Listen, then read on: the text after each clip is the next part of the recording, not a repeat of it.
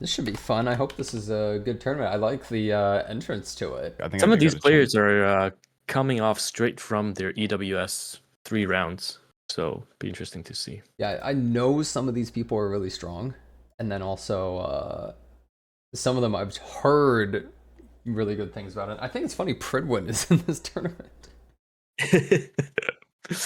Well, they've sent their PvP tier list makers, so hey, if they win, follow their tier list. Oh, that's who it is? Okay. If not, find a new website.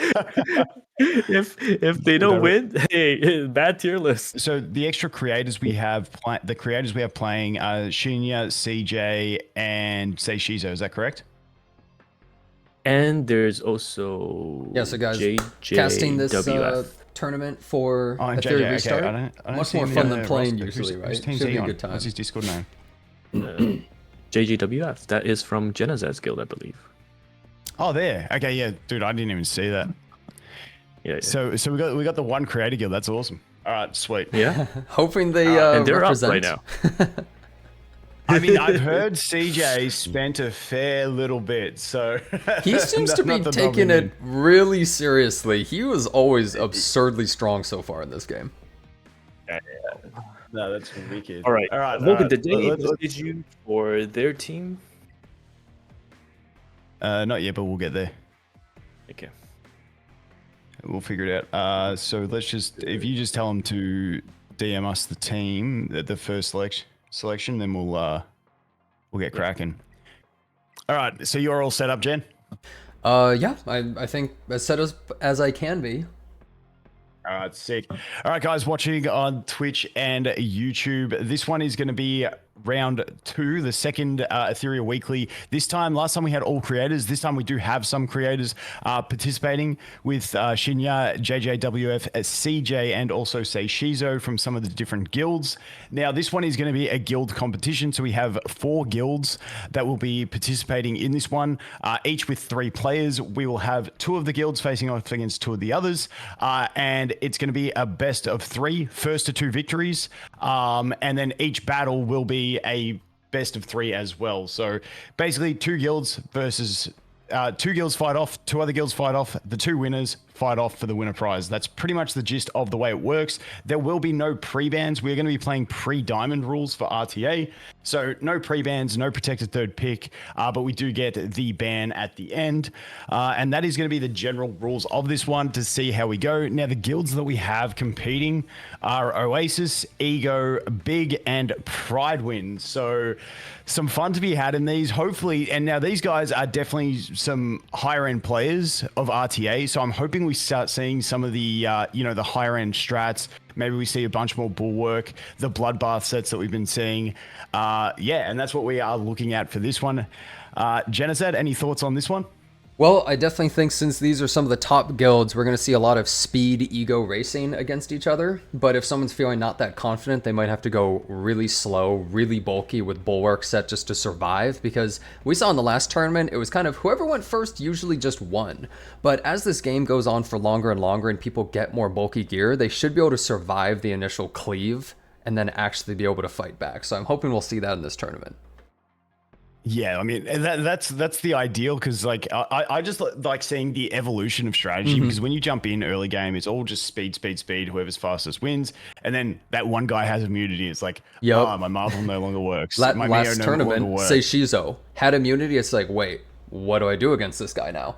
And you look at some of the other sets too, like Bloodbath. That set is insanely strong if you actually have it set up on a bulky unit, because it's pretty hard to instantly kill someone when they're taking that much less damage. Yeah, the bulwark, combine that with what I've been seeing in some of the higher end matches. You've got things like Viper, which has reduced critical damage taken by allies. Then you got Tiamat, which shares the damage. So then you get another 25% reduction. On top of that, you got the 55% reduction that happens past that. And if you're on Bloodbath Bulwark, you're basically not getting cleaved. So there's all these different, the way the game evolves goes really quick. So I really love seeing the way high-end PvP in these games works, and it's all about farming the right thing to get the right gear for the right thing that you're trying to aim for. I am wondering though, are we going to see some revelation being used? Because I think people have been doing some little sneaky strats with that recently, right? I'm sure you've seen some of those. Dude, whenever I go to RTA, I just put my Kaz on the Revelation set, and I'm just like, it is what it is, and then Yep. just hope they don't see it in the bans, and then they let it through, and then at least I've got a DPS. Yep, revelation is going a little crazy. We might see a little bit of that in this tournament. Yeah, absolutely love it. So now we also have Tomias on the call. So massive shout out to Etheria for sponsoring this one. Yep. Myself and Jenazad will be doing the casting, obviously all the players, but also I want to give a massive shout out to Tomias, who basically organized it all for us as well. So you can see on screen, they're starting to set up the pairings. Now, what have we got for round one? We got JJWF coming in as the first representative of, if we go to the brackets here, Of so JJWF Ego. is going to be from Team Ego. And then who is the other I believe this member is here? Dragon from Oasis. Dragon, yeah. And I believe Oasis from is Oasis. currently the rank 3 guild, like, in total. So they're really, really strong. So JJWF is going Yep. into a pretty difficult fight here. Now, Ego Guild, it might be like kind of a content creator guild, but they are decently strong. However, against the top, I don't know. Yeah, dude. Let's like. I am so super keen to see how this goes, and it's like one of those things. Do you put your strongest player first or your strongest player second? You definitely don't want your strongest last. So we've got the instant Lily pick, which is pretty general standard pick that you look to. No, but what's really interesting here is we see the Tsukiyomi picked, but look at the shell that she has. She's a damage dealer, and also Masia immediately on Revelation. That's the Revelation that we were just Yeah. talking about on the DPS right there. So JJ really has to worry about, okay, so this guy's going to go really fast, and he has Revelation, so I probably can't survive that easily. I need to be able to take Yeah, first turn or something.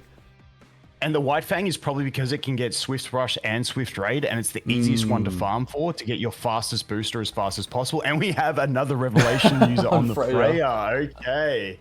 Okay.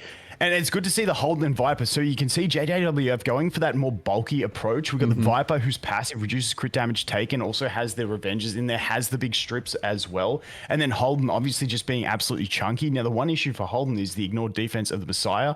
So I'm envisioning a Messiah ban, but we also get the Yelly pick and then a Sanya for some sustain. Okay. Just recently pulled. But that Kazuyo is a huge problem. I've been hearing about Kazuyo terrorizing a lot of arena, just spamming so many sleeps you don't even get a single turn. And we immediately see that Lily band. There was no way that was getting through. The Lily band. Oh, okay. And then getting rid of the Hoyan, fearing that. I mean, I think speed's going to be an issue here. So if Dragon does get the fastest with that Tsukiyomi, the ignore defense might be too much for that Holden to stand up to. So let's see what happens here.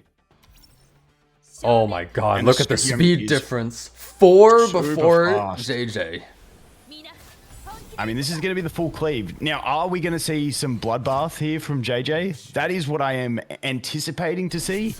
But this is going to tell it all right here. Oh my god. Oh, okay. The big nuke. Masia. We do have the revives available. I don't think he's going to be able to. Oh my god. It is just straight done. Oh, the Freya was on the Revelation as well. Okay, so that was a quick one with Dragon. So that is round one. Now these guys are doing a best of 3, so we are going to go into round 2. Loser does get to pick first, but I think JJ was leaning heavily on his speed behind that Lily, so I wonder if he has any other speedy options left. Now, we did also get to have a good insight that Freya was also super fast, but definitely seeing the immense amount of speed out of that Tsukiyomi. Yeah. And I think the ban maybe next time is to get rid of the Messiah in that same type of draft, because that AoE cleave is too much, at least with the Hoyan, you could have just lost one and kept fighting on. Yeah, definitely. I think Messiah, like, we all know he's just the biggest nuker out there. And with Revelation, it makes it even harder to actually tank him. Now, I know he only does 2 hits on his ult, but it's still a huge amount of percentage damage extra that you're taking from the premier DPS in the game, essentially. So he probably 100%. wants to take that Lily still, because you can't let your opponent get that Lily, and he needs something like that. But what is he going to let through? Is he just going to fall to the exact same thing that Dragon just picked? Yeah, I think you've got to go the Messiah ban. Let because you've had a good look. I feel like you just ban them Sire, you let that Ho-Yan kill something. Maybe bring a reviver yourself. He did have the revive capabilities in the last match with the Sanya. Like maybe you lean on that and then bring a team that you think in these remaining 4 picks, you pick Sanya and you pick 3 characters that you can beat the rest of the team that he brought last time, because you rely that Ho-Yan is going to snipe the Sanya so that they can't revive, and see if you can win with the rest of the team. But the Ho-Yan does have the block revive as well, so maybe they just nuke your DPS and away you go. So you got to kind of bring 2 damage options as well, depending on what you think they will go ahead and nuke. Now, I'm not really sure if what he's going for is the best here. I almost feel like his best strategy was to take the units away from Dragon that he lost to. So if he took the Freya away and maybe the Kazuya or something, but he might not have them built. But if he was able to steal them, then Dragon has to draft something completely different. Now, we do see JJ this time going for Valerian. And Valerian is actually so insanely useful for that death protection. That works even against Ho-Yan, I believe. The problem is that if he brings the Valerian and lets the Ho-Yan through, the Ho-Yan does have the White Fang, which will give the follow-up attack, which doesn't, it casts after the Valerian stops the death. So still a threat happening in there. Okay, and so we know who's going to go first here. Yeah, definitely. And the problem is does Suki only just boost Kaz and then just sleep? It's only, the Sanya does have the immunity, so she can cleanse. So that is going to be the awkward thing. So let's see who gets boosted. They did push the Ho-Yan. He's confident. Yep. Confident in this damage. Who are they going for? Oh my god, goes straight for to the reviver, but that damage is nowhere near enough. Okay, so this is the play. Now, how much revelation damage take on this one is the question. Oh my god, just barely surviving. Not enough. And the Viper creeping forward, everyone creeping Sonya gets the with turn. all those gigabytes. That was huge. Okay, that gigabyte proccing was so big. She's actually still alive. He gets a turn. JJ got a turn. Dude, that was... You're surely using skill 3 on Sanya herself here. You want to keep her alive, keep your team getting sustained. Then we go into Kaz being the next one. That is the awkward thing about this one. If that Viper could have squeezed ahead of the Kaz, it would have been huge. But now we're going to see pretty much a full team sleep. And we are on Codex as well, so that's going to rinse around twice. Which is going to be pure pain there. Yeah, not only does it sleep for so long, but you also take way more damage if you actually get hit while asleep, so that Ho-Yan might be able to nuke somebody. Yep. But, I mean, I didn't see if that Ho-Yan missed a crit or what exactly happened there, but that damage was not... It was very incredibly underwhelming. high. It was really underwhelming. Yeah, maybe it was a bloodbath set that was on that, on that Sanya. Yeah, we see sleep number 2 come around, happens, and it gets everyone again. And the other thing to mention about that sleep is the pushback provided. When that thing's max skilled, you're looking like on average like a 30% pushback as well. Now, Sanya does get a turn. I don't know how much exactly she's going to heal from just her skill 1 and passive, but Viper gets that cheeky little counter, but doesn't do much. Yeah, unfortunately, it's healing the 2 that are already awake. So it's going to heal herself and the Viper. So we won't get any cleansing, which is going to be the one little issue that happens there, because the others are just going to have another turn of sleep. Now, it's going to be big for the Valerian to finally wake up and level out the HP and just get that protection back up as well before we're threatened by this Ho-Yan again. This Sanya takes no damage at all from that Ho-Yan. It's actually one of JJ's biggest strengths right here. It's just how unbelievably bulky his healer and reviver is. And Viper actually getting a turn. This match is going way different than people would have expected after seeing that first blowout. Yeah, 100%. Now, unfortunately, we do have the silence there on the Valerian as well, and she's down the bottom of the turn gauge. So she's going to struggle, but honestly, getting that slow and especially the attack break as well is going to be a really big one. Unfortunately, they didn't get the immunity from the Freya, so that managed to go through, and that's going to be great for survival and just sort of stalling out to get your team back up to it. So Ho-Yan does actually... Oh, that did so much damage, and also landed the debuff on them. Now, Ho-Yan does have her skill 3 back up, and this is really bad for someone like Sanya, because she is not healthy enough to be able to take something like that. Yeah, and unfortunately, once again, that silence that landed on the Valerian is huge, but we do get to reset her down Now, what's this revenge going to do? Not did no enough. Okay, so damage. that was great. Now, I didn't happen to see if we got the cooldown increase, so let me check teams. Okay, the cooldown increase did occur there, so we no more skill 3 from the Hoyan. Yeah, this is actually really big. Even though the Freya did so much damage there, JJ's still kind of hanging on. His Viper, it got pretty close to dying earlier, but he's been doing a lot of work right now. That slow is really huge for getting JJ back into this fight. And honestly, super clutch on the sleep on the Freya. That's not a very high chance to land, so that is clutch. We silenced the Kaz. Yeah, and she has skill 3, which is really big this turn to stop that. Yeah, so that is, honestly, this is an incredible lockout. We reduce and reset the Hoyan. And keeping in mind, if Viper gets up to the revenge, the stacked revenge, like you can revenge, still wipe those buffs as well. And that was a huge heal too. This Holden is Viper's skill 3 is still 2 turns away. Okay.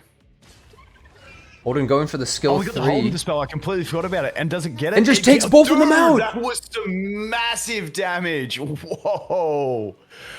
That was huge. That was huge. JJ brought it back. I love that. Yeah, that was amazing actually that he was able to bring it back. It really just came down to the ban. He's like, I can pick a similar kind of team. I'll throw in the Valerian. I need some extra tankiness, but no way I'm fighting Messiah. And he took him out and he pulled it back. Even though that first match looked like this guy has no chance. He did exactly what we were talking about, a slower, more measured match, and he just brought it back completely. That like early survival of the Sanya with her just pure tankiness was what really got us there. Like taking such little damage from that Hoyan ult and then barely surviving from the Freya, the revelation was huge. She had like invisible HP, I swear, and then she healed a little bit. I was surprised. Maybe she's on something like a bloodbath set because it's getting so close, but she's tanking all of this. Can I just say, though, that Holden hit like an absolute bloody truck. Yeah, no, Holden went crazy. Monster once he got to act. And he was so like that was just... Yeah, that really showed the power of the Kaz in RTA. Like, the sleeps are massive, especially when you have that thing on Codex, and it's like you get to do it twice. And it's not just the sleep, it's the pushback, the attack. It's like, it's just got so much in that kit. Yeah, she actually has so much value, and I believe she has a 2-turn sleep on her skill 1, correct? When she lands that one? Once max skilled, correct, yeah. Yes. Yep. I'm not sure if they have it max skilled. I didn't notice it in that match, but wait, we can see right here, they actually valued the Holden over anything else from Dragon's side because he knew that was the biggest threat right there, that it popped off. Completely different that thing woke up. That damage was insane. Okay, this is a completely different draft now, so... Look at the Rosa, though. JJ getting Lily and Messiah is honestly pretty big. But does he have another speed character that he can pair with that to potentially take the first turn and combo? Because if we look at Dragon's side, double Revelation again. I feel like Dragon wants to take that initial turn. If Messiah gets the turn, it's just instantly over, right? There's no way that he can let it through. Yeah. But the problem is we know that Dragon has that Tsukiyomi who's super fast. So if you let that Tsukiyomi through to boost even that Rosa, you're probably going to be in some trouble. Now, this is a heavy damage lineup. Okay, completely to me, I'm like, I can't remember all the speeds of like the Kaz and stuff. Well, they were just all way faster than JJ's team there. Yeah. Without the Lily, there's just no way that he goes first. But is someone like Messiah going to be able to even get a turn? Is he going to be useful at all? He might be a dead pick just trying to take it away from Dragon here. Yeah, I mean, do you ban the Kaz to stop the sleeps? Or do you ban the Hoyan to stop the White Fang killing Messiah first up? I just don't know the play here. I just feel like we're on the back foot for JJ. Get rid of Freya. But the thing is, I think Holden is going to have so much value here because how do you really kill this guy? Yeah, I mean, well, ignore defense is really good against Holden as well. Let's see how this speed's coming out. It's the 3 Rosa, members. Then the Kaz, then the Holden. I'd say this is just a sweep. Yeah, this seems really... She's so fast. And on Revelation. Yeah. Oh my god, look at that damage. And he already died. So Valerian's used her passive already. Yeah. We do have the revive, just as one other thing, because we have the immunity on the Sanya. Oh, and so Viper taking the turn but being asleep is so bad right there. And Sonya does get the turn right here. I think he must have missed the immunity because he tried to reset the Sonya. Oh, is that what he just tried to do right there? Yeah, that was definitely a Yeah, you skill misplay. 2 on the Sonya. I think that was just not seeing the immunity. I think there. Messiah is about to be extinct right here, but He's about to get clapped again, unfortunately. unless they decide to go for someone else, because he is at the bottom of the turn bar, so maybe you can kill him before he gets a turn either way, and you go for somebody else. And goes to the Messiah, doesn't kill, but kills after there, the White Fang. Yeah, that White Fang follow-up always going to be a clutch thing. So now it's a very awkward situation for JJ.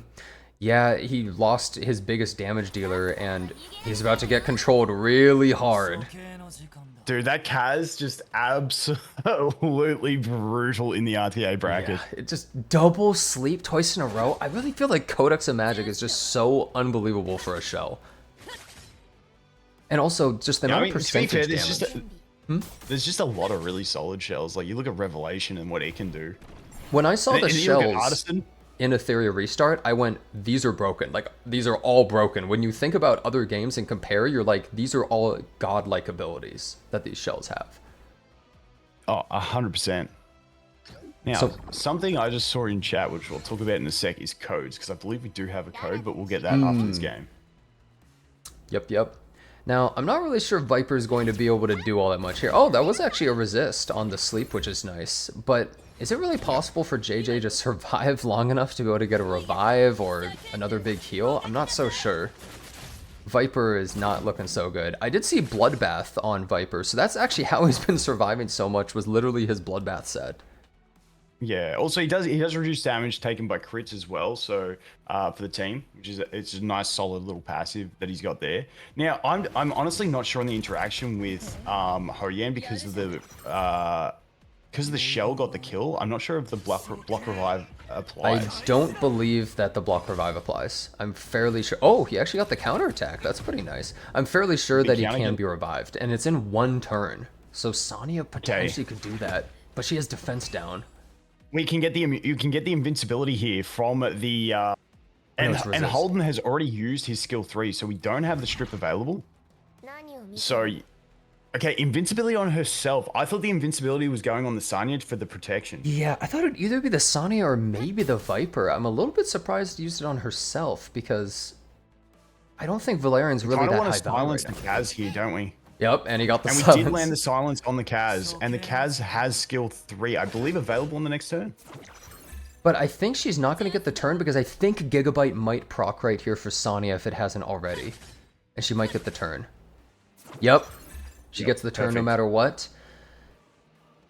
Now... Yeah, does the revive work? Let's see. Use it on herself. Not. Okay. Yeah, so the passive must still apply. That seems very strange. I didn't know it worked that way. Yeah, I haven't tested that in things like that in ages, but yeah, I'm assuming that is 100% what happened there. Even though the White Fang killed the Messiah, the passive still applies because it's still technically Hoyan that gets the kill. Yeah. Oh, gets to sleep on Rosa. That's nice for Valerian, but I'm not really sure if Viper can carry this whole thing. There is no healing on Dragon's side. There's no sustain. So you play this long game, you can actually get there. And the longer it goes out, you're just paying attention to the buffs. That's the cool thing that you can see cooldowns in the buff section. So you can keep track of what's happening on the enemy team as well. But yeah, basically controlling that that Kaz is going to be key because this AoE sleep is going to be the biggest issue to deal with. It's just too much. And as we get farther and farther into the match, like... Now, are they going to wake them all up with the Revelation? Because Revelation just triggered. No, we go for the single target, just put all that damage into the Sonya. It does wake her up, but she's going to be able to just go ahead and heal. And her revive, which once again, obviously can't revive stage by the looks of it, unless the Messiah is still available to be revived and they're just playing the long game. With the defense break on that Sonya. That's pretty bad with all these turns coming up. I think we'll be okay for this hit. Just because that passive, along with, we have increased max HP once on her as well. So if we can increase that max HP again next turn, I think she becomes really chunky to deal with. This Hoyan has skill 3 though. Oh wait, she laps right in front because the Gigabyte. This Gigabyte is giving so much value in this long match. The amount of turns that it's stealing is insane. And we just saw the one little issue there with the Kaz teamed up with the Rosa is that Kaz put Viper to sleep, but Rosa did the follow-up attack to wake up. Okay, really topping up that max HP. Stripping getting rid of all those debuffs as well. This Hoyan has attack down, so this is going to do almost nothing, I would think. Yeah, for like a premier damage dealer, doing that little damage is kind of pathetic. This Sonya is tanking everything. Dude, can I just say, after that first round of attacks where the Messiah got clapped, I was seeing GG's in chat. Yeah. I think this is turning around quite drastically. I think you actually just said like it's over, and I was thinking it, but I didn't say it. But somehow JJ is kind of making it look like he's turning this whole thing around. I think he's almost taken out Rosa and Hoyan. Yeah, I mean, the one big threat is also the Hoyan revenge. Yep, Rosa's down. This Sonya is out DPSing that Rosa. It's quite nice. The Sonya, especially once you get the increased HP twice on her, she becomes a massive threat. Not in terms of anything else besides just how do I get rid of this thing? Look at that basic attack barely getting through that tiny little shield that was provided by the Valerian. Yeah, reminder that Sonya was actually nerfed like in multiple ways before the launch of the game. She was so unbelievably powerful, and she's still putting in this much work post like 2 or 3 nerfs to her. Yep, and the thing is with this one as well, like that heal block, it's just not blocking anything because the way Sonya works is she cleanses before the heal happens, so it's just not going to stop anything. And unfortunately, I don't think I see an out for Dragon here. Yeah, I don't. And it unfortunately did not sleep. If it slept, then she wouldn't have counterattacked, but he kind of just tanks that with that defense buff and doesn't really care too much. This Valerian, she's taking a lot of damage, but she's kind of the lowest value member of the team right here. Okay, honestly, this could be big here because we do have double sleeps coming up because we did just get the proc on the Codex as well. The only issue is that we're going to have to wake someone up, so I think it's just going to be Valerian. If we check Valerian where she is at, she's got max cooldown on her abilities. So if we wake the Valerian up to poke her, it's not really a threat unless she RNG sleeps one of us. So I would be just basic attacking here on the Valerian and chipping her down. Yeah, especially while she has the sleep on, just try and nuke her as much as possible. Oh, goes for the Viper. Okay. I'm a little bit surprised that he went for the Viper, especially since he's now just getting a turn and putting that attack down on us and slow. And takes out the Hoyan. That's one of your main DPS. The Hoyan's down too. Oh my god, and that's it? And that is going to be it. Okay, so that was pretty big. That was pretty big. The that is a massive comeback because the amount of GGs in chat saw after that first clear of the Messiah was ridiculous. So massive credit to JJ for that one, for coming back from 1-0 down and playing through it and managing to creep back. Like I said, that game just there was that was not looking good in his favor at the start, but he did manage to come back really well. That was actually impressive because Dragon is a really strong player, a very strong player, a very high ranked player, and also in one of the top guilds. They're not sending just some random guy. He's really good. JJ walks in with 3 4-stars on his draft, and his only 5-star getting killed at the very beginning, and somehow kills his team just with like a healer, a low DPS, and a support.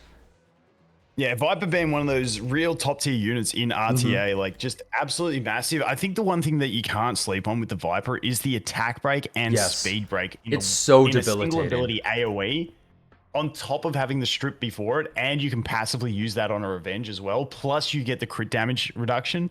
Like that kit is so catered for it, and it's absolutely fantastic. No, he popped off the whole match, and those gigabytes. We saw those shells just doing so much work. As long as he was able to weather the storm of the Casio and the initial damage, he just outlasted him because he's getting so many turns from that shell just over and over. He keeps cutting him right before the debuffs actually matter and then cleansing and healing. He just got infinite turns.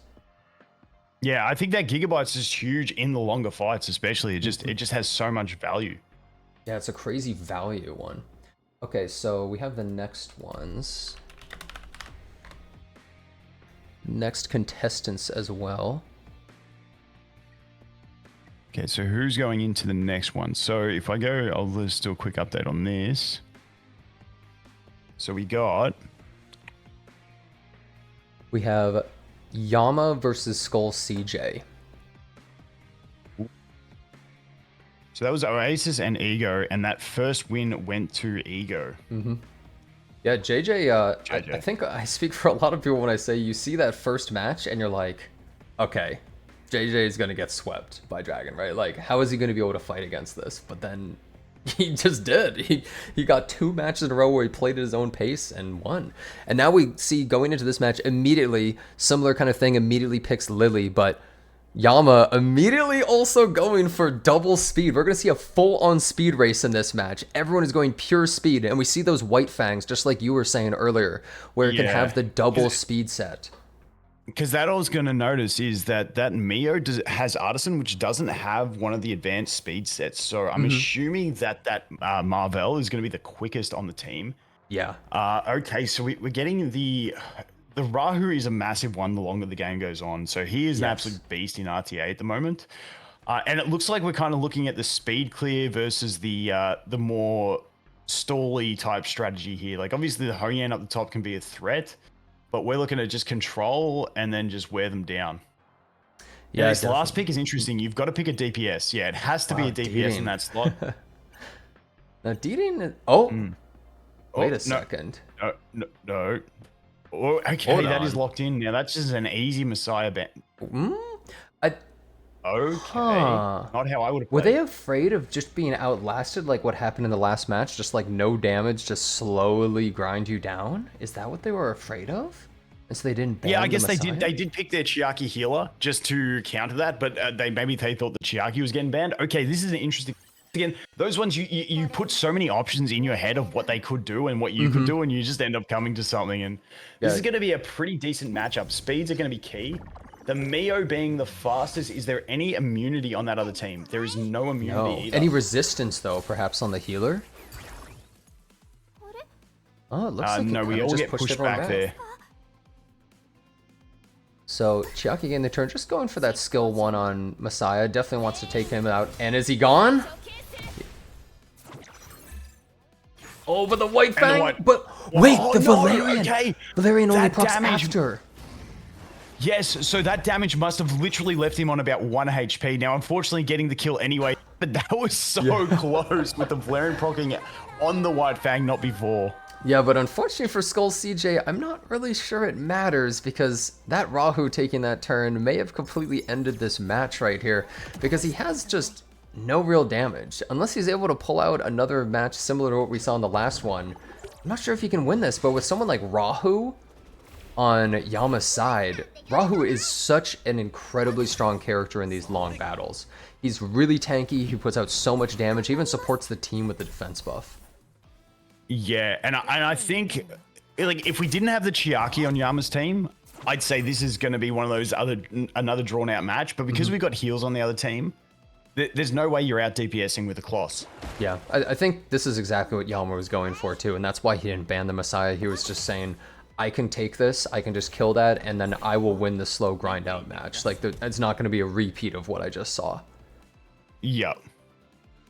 And we have nice sustain on Skull CJ's side, but I'm just not really seeing it too much because Rahu's only going to get better over time. He always does. He's so much value, so much extra free damage nonstop. He's even using a shell that gives a shield to the team, and that was something that his teammate was missing in the last match. He had no sustain, no shields, nothing, but Yama has 3 shield shells and a support healer.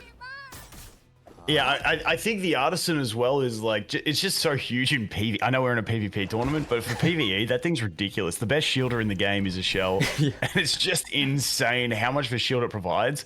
And on that Rahu with his passive defense buff, and then he, like the active defense buff on top of that, and if he doesn't have a defense break, that shield is just impenetrable. The shell is so strong, it lets you cheat PvE stages that you have no business winning on. It just lets you win all these fights you shouldn't. And same with Valerian, by the way. I think everyone knows how strong she is now. Every single fight ever, you see a Valerian, pretty much, if you want to survive. I mean, but Valerian's more of one of those ones for more faster clears, because once she does get out of her sitting state, it becomes a little bit awkward, and boom, there you go. Yeah. See you later, Kloss. Kloss is gone. That is That is what we refer to as scoop time. But let's see how this goes. Yeah, there's not really anything you can do with this. And he scoops. Yep. Understandable. Yep, yeah, that was... Yeah, I think CJ's play is to... I don't know if he has any bruiser options built. He might but be it's a going to be cleave hard to outspeed that Mio and Marvel combo. Unless he has Oh, Marvel himself. He picks Mio immediately. Now, I do think it's actually so important just knowing what units your opponent prioritized in the last match. Because you can play around it. And And can I just also... look at Lily. Lily being a bit naked? No, yeah, no shell is visible on that Lily. Now, I'm not sure if Skull CJ actually notices that, but that means this Lily is probably really slow, or completely ungeared for that matter. Yes. So that's going to be an interesting one to see if he picks up on, because and that's as you play more RTA, like the first thing you do is look at shells, because shells are so damn important. And if you see that character without a shell, that's just instant freebie.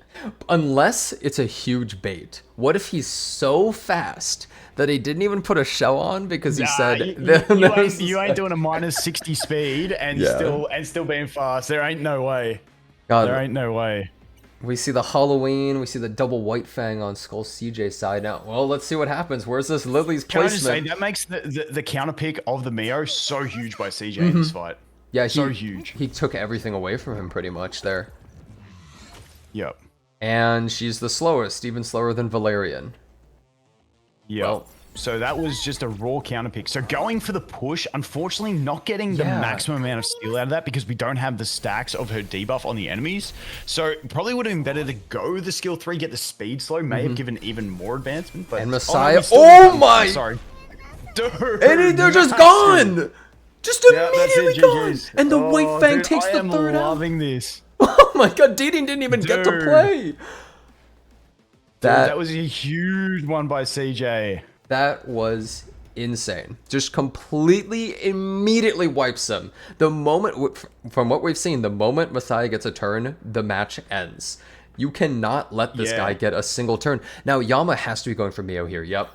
And now Skull CJ's got to think, what do I go for? He doesn't need to pick Lily. I honestly would not be picking the Lily. I don't would just pick leave the Lily. Because you know your opponent can't use it.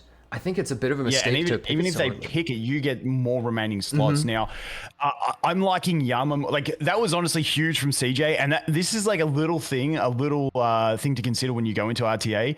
Any strong unit that you think you may use as a counter pick, just have a shell on them. Just have a high tier shell, even if it's level 1, because it makes it look like a threat. Yeah, that's very true. But I don't know if CJ can win this third match. Now that Yama got to pick that Mio straight up, it's once again, it's going to be the speed issue that's going to kick in here. Yeah, I think Skull CJ needed to either pick Marvel or something else like that, like Rahu in Lily's slot. Because he didn't need to pick Lily. We know Lily has no gear, and he could just pick it at the very end and make it a force ban or something. He needs to prioritize the units that the two of them might share. So we're seeing another similar kind of match with that Chiaki there again. But now we see Holden. Yeah. Immediately gets rid of the Marvel. I mean, I think you're just banning the Lily here and outspeeding, but the Holden with the 2 sustains could prove to be an issue. Yeah, we saw in the last match, essentially, Kloss didn't do anything. But, wow, bans the Messiah. The Messiah ban. Allows Lily with 2 sustain and Holden? I wonder if he's going to be able to survive this, because Lily, this is the first time we've seen her here. She's so powerful, everyone knows it. Yep, okay, let's go. Oh, the Mio outspeeding the Lily still, okay. Wow, Speed Demon Yama. I didn't get to see speed turn gauge. It didn't push back at all. It did nothing to that Lily. Oh no. Getting it onto the Holden. Now, the Holden got pushed back so far that he didn't get there, but honestly, it's okay. Sometimes in those situations, you can even go for this Lily skill 3 off rip to try and increase cooldowns on everyone as well. That's another strategy that we'll see sometimes. If like one of your fastest pieces is affect accuracy, especially, then you can do those kind of cheesy things. So we have that shield on the Lily, which I think is really important too, because now she can probably survive stuff like this. Oh, that goes for the healer, but Ooh, Linglo, oh, she's fine, and she's got Gigabyte. She survives the White Fang too, and now we get the big heal. I think Dude, that's massive. you see, this is really bad for Yama because he just used up a lot of his strength immediately, right out of the gate. And now in a prolonged match against Lily and Holden, look at the damage on that already. I mean, that wasn't insane amounts of damage, but once again, that the attack break's going to be just adding to For the a pain long of trying match. to wear this team down. Now, I will definitely say though, who's better in a long match, Holden or Rahu? Rahu Yeah, I is think it's going to such be high value. Rahu. Yeah.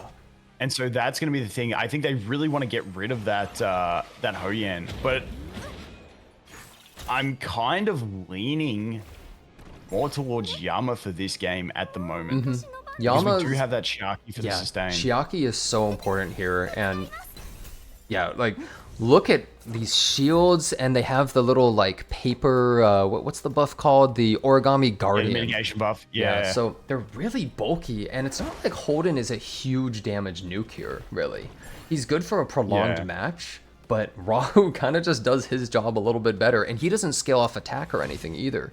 So he doesn't care that much about the attack down.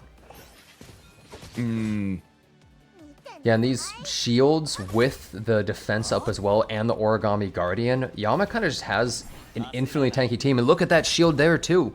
The Lily is Dude, just... that basic attack damage coming out, that is huge. That Rahu just starting to scale, and it's just like you can see how much damage he's going to ramp up to. And even though we have the healers on the team, I think the Rahu's just going to eventually break through, even ignoring what the Hoyan's going to bring to the team as well with heal block if she manages to land it. Yeah, the problem is there just is not enough damage by Skull CJ to really be able to close it out. You have to nuke someone like Rahu. You have to one by one take out this team. But we see another Holden skill 3, and it did a nice amount of damage, but not really enough. I mean, look at Rahu.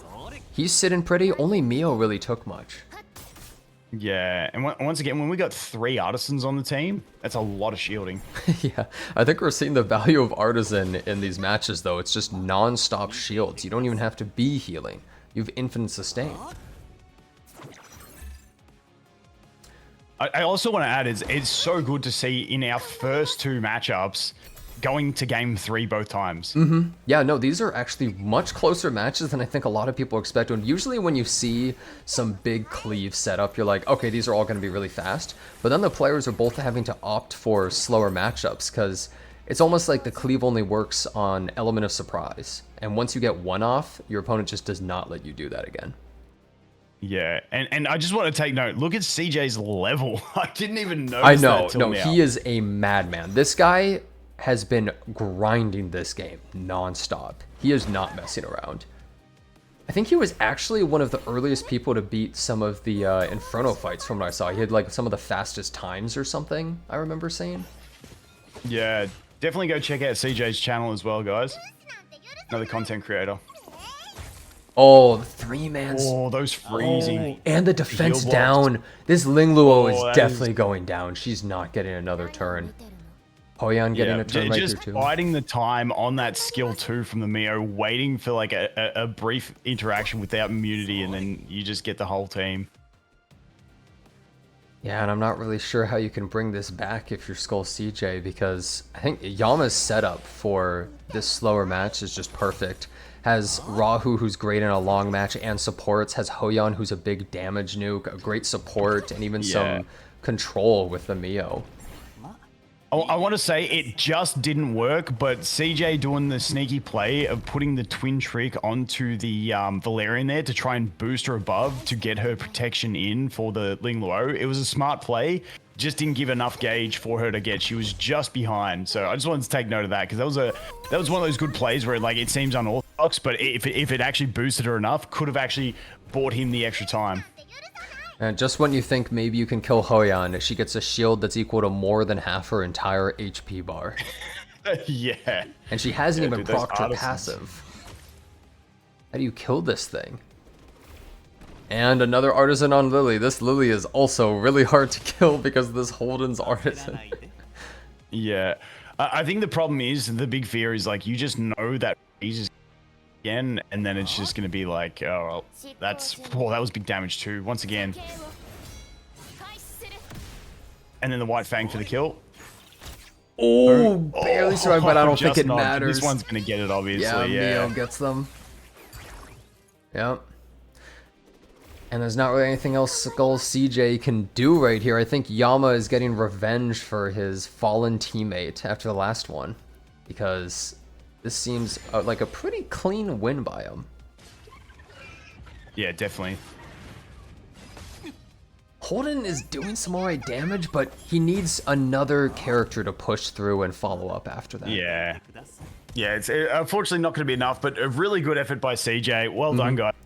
So we are going on to the game 3. So these two guilds are Oasis and Ego, and it is 1-1. The first game going to Ego with JJ beating out Dragon, and the second game going to Oasis with Yama beating out CJ. So we go into the final game. I would maybe argue that almost the favorite of each one lost in a way, because I think a lot of people were thinking Dragon is going to be so strong and just beat out JJ after that first fight, especially since he's in Oasis. And then Skull CJ, I mean, you just look at his level. You see that this guy has been grinding. He is going all in. And he's always been such a strong player in this game since launch, and then Yama just takes him out. So now in the third match, we're going to see Shinya versus Divi. Ah, yes, Divi. There we go. This will be the final one. one. Shinya, another content creator as well, so go show him some support as well. But looking forward to this final match. Oh, also, I just want to say JJ also is another content creator, so go check him out too. All three of them. Yep. Full content creator lineup. Guild representation. Dude, they're doing bloody well too. Shinya says, don't bet on me, and he seems to be a little hesitant, but we'll see if it affects his match going in. Come on, Shinya, you've got this. Yeah, I don't think I have their links in the description, but I'll add it to the VOD. All these guys' links, all the creators. But yeah, I'm super impressed. That JJ match against Dragon was like, that's a massive comeback. No, to be able to do that. It didn't look like he really had any chance there in the final match, and he somehow just dragged it back, and he made it look good. It was, you thought he was gone, and then he just kept winning and winning and winning during the whole fight, and you're like, wait a second, he's actually just destroying it. And I think this is like showing as well that having a depth of roster is so important so that you can counterpick in games. Now, obviously, in normal laddering in RTA, you play the same person again, you're not going to see it. But in this type of tournament, having a depth of roster so you know what the other person has after the first match to counterpick that, like we saw with CJ getting that Mio, and then counterpicking the Lily but without the shell is just, too much to come back from sometimes. All right, we're going into this match, and Shinya gets first pick, and he goes for Messiah. He says, I'm going for it. And he has the little rat as his, I think it's called Law of Silence or something like that. It's the one that gives a void at the beginning of battle, I believe, if I'm not mistaken. Yeah, so I think, so then we do have the Lily, once again, Lily on Artisan, so not too much speed. Just noticing with Divi, we've got the Lighthouse there on the Tiamat. So Lighthouse healing after you take big damage. If that's Lighthouse with Bloodbath, that is a lot to get through for a Tiamat. Going full Bruiser from Divi up the top here. Wait, very interesting. Viper on Codex to be able to use his skill 3 twice in a row. I haven't really seen something like that. That's kind of interesting. But it seems like Shinya's entire lineup, he was kind of ready for a speed battle or something with the Law of Silence, because it makes it so you can't be targeting, you take less damage. I think 40% less damage from AoE. Yeah, and you get extra resistance as well. So less AoE damage, can't be targeted, and more resistance as well. So curious to see, because there's no real control on the enemy team besides the Holden skill 2. So we bring the extra Viper, I guess, damage. The slow and attack down could do so much if he actually gets a turn against this Deeding and Messiah. And Ziada with no shell? Oh, I didn't even see that. Yeah, that's... I mean, ideally you would have brought another booster in that position, something fast.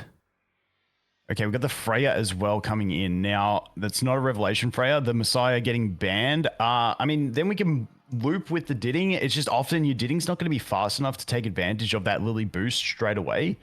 I'm kind of liking Divi's draft here. Yeah, it's a really bulky lineup. Much sustain. Yeah, and bans out the T-Mac getting Tiamat. You gone. have to, I think, because you need to immediately try and nuke someone and take them out. And if Tiamat was there, there was just no way you were going to be able to do that with Deeding. Yep. So let's see what happens here. All right, so he's void. He's invisible right now, but let's look at this turn order.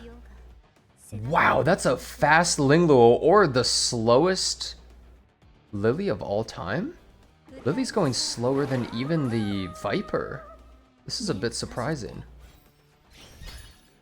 Might just be a gear farming difference. I'm not too sure there. I don't think so. I think it's possible. Maybe Shinya has divvied up his gear a bit so he doesn't have his fastest stuff on Lily and it could be on somebody else. But it's just a really, really bulky Lily. But the problem is you have attack down and they have defense up. This Deeding is not going to do any damage. And Ziada is definitely not going to help at all with no gear on. Yeah, you know what I think may have happened? He may have been playing around with gear before, and Jada used to be geared, and then, you get into that thing, like if you're coming up to one of these tournaments where you're like trying to shuffle stuff around and then it just doesn't work out. Well, he seemed to have been saying in chat, actually, that he ran out of time. Like, he had a few seconds left, but it cut him off and then just instantly put in Ziada there. So I don't think he meant to actually put it in there. A bit unfortunate because I don't think it's really possible to just break through this wall. Defense up while you have attack down? Oh, Shinya just DM'd me. He said that he said the 3-second bug. So I didn't even realize this is the thing because I've got such limited roster. I'm always picking straight away. But he said if you pick in the last 3 seconds, it doesn't lock in your pick, and the game auto picked the Jada for him. Huh. I haven't seen something like that before, actually. I didn't even know. Well, yeah, so the game auto-picked the Jada. That sucks, dude. Oh, no. Oh, it's unfortunate, but keep fighting, Shinya. If you win this one, that will be truly impressive. I mean, that's mega points if you win this one. The problem is he has no cleanse. He can't get rid of this attack down or the speed down. And Holden going for another skill 3 attack down again. Yep. Oh, Ziada getting the skill 3. Big. Oh. We saw 2 defense downs. Hey, at least she can debuff, right? Yeah, that's so unfortunate getting the auto pick. Surely the auto pick goes off of power, not just level. I mean, that is so brutal. The game just auto picking an ungeared unit. Yeah, this is so unfortunate for Shinya right here. I will say though, I wonder what he would have actually picked right there. What was he going for? I think it would have been a fast unit. Because I feel like when you've got, your Lily, you got your 2 big DPS, you got your attack buffer in the Valerian. I feel like you bring another booster. So if they ban a booster, you've still got speed. It could have maybe been a support too, too, potentially, to go for like a longer match since he saw his opponent going for that. But yeah, after you see Divi going real bruiser, I think that's when maybe you go the extra sustain or something like that. Yeah, well, Deeding is the king of PvE, or at least he was until you get to Inferno. But unfortunately, I don't really think he's able to do much in this PvP match, sadly. And Ziada goes down, the first one. She wasn't really doing a lot, but yep, and yeah, Shinya scoops that one. That's the scoop. So hopefully you can get a full team drafted this time. We can see a bit more of a hefty. I'm curious to see if he has any of those other units built from Divi that he can go ahead and counterpick. He did get a lot of information, though, for what Divi wants to go for. But it's possible if he doesn't try to go fast with Lily, maybe Divi tries to go for a super fast team and he can't fight back. If he completely changes his strategy, then Shinya could just be caught unaware and just get cleaved. He goes to the Messiah first pick again. He's very confident. Okay, so Sarah let me know in Twitch chat that it is based off of level, the auto picking, which kind of sucks. Oh, so Ziada had the gear taken off. She must be a Doki farmer and had the gear taken off. Yeah. So she was the one picked. Unfortunate. Really, really unfortunate. Dude, picking all that sustain straight up again, and that link moving so damn fast. Oh, here we go. Okay. Okay. Yelly time. Nice. Yeah, Love to see yeah. We see Yelly, and she's maxed her out already with such limited resources, kind of surprising. Yeah, I mean, do you ban the Ling Luo knowing how fast that thing is with the immunity? Oh, but now you got the Marvel to deal with as well. The Ling Luo was so surprisingly fast, but the thing is, I feel like Tiamat is underrated by a lot of people because she reduces the amount of damage your team is taking by so much. So if someone's trying to nuke you, it's really difficult to be able to break through that. Yeah, she's definitely a monster. I like to say I'm the last remaining member of the Team At fan club, but yeah, I think she's still a monster, and you don't have to convince me of that. Well, if you look at this team that Divi has, so Viper reducing the amount of damage you're taking from crits, Tiamat reducing the amount of damage you're just taking in general and taking the damage herself. Then you have Ling Luo, who's an amazing healer. Then you have Holden, who's a defense scaling damage dealer who debuffs you with attack down. If you let this match go for more than like 3 seconds, you're going to get taken out because he's so bulky. Okay, I like the play here. I can see the vision of going the Kraken, which is on Codex. You ban the Ling Luo, who we know is super... Okay, I thought the Kraken was going to lead to a Ling Luo ban because we know that's fast with immunity, and I thought maybe you go the Kraken and lock out for the early game. Fast. How fast is Kraken here? If he's fast... I think that Ling Luo was fast. She's faster than Kraken. 3 units... Wait. 2 units faster than Kraken. Yeah, and then just immediately immunity. Now, he has to survive long enough, which I think it's going to be like 3 turns of survival to be able to use Kraken's skill 3. Yeah, well, the problem is we didn't even use the Ling Luo skill 3 because we didn't need to. We have immunity skill 2 from the Freya, which normally I don't like the skill 2 from Freya because, you know, all the multi-hits like Kaz, like you're not blocking asleep with that, with her buff. But because Kraken is just a 1-hit freeze, it's a guaranteed immunity to that. So you can't, unfortunately, do anything with it. Now, we will get to strip that with the Yelly, with the Death Shred, so that will remove that from them. But then they just have the immunity from the Ling Luo to follow it up with. Yeah, and even though he gets the speed up, something that's just so important, speed down is such an insanely powerful debuff. You are just taking so many more turns than your opponent. If he didn't have that speed up, he would probably just be done right then and there. And the Yelly going for the skill 3 doing... Follow-ups? Any follow-up? Oh, 1 follow-up? 2? 2? Okay. Dude, I've seen chains of 7 and it just goes hard, like it's super hard. But yeah, unfortunately having the attack down while we were using that attack really hurt us. Yeah. Oh my god, the amount of damage that Holden just did. Big damage. Huge damage, pushback, silence. Look, Holden and Yelly are at the bottom of the turn bar together. Valerian is able to equalize health right here, though, which is really big, saving that Yelly.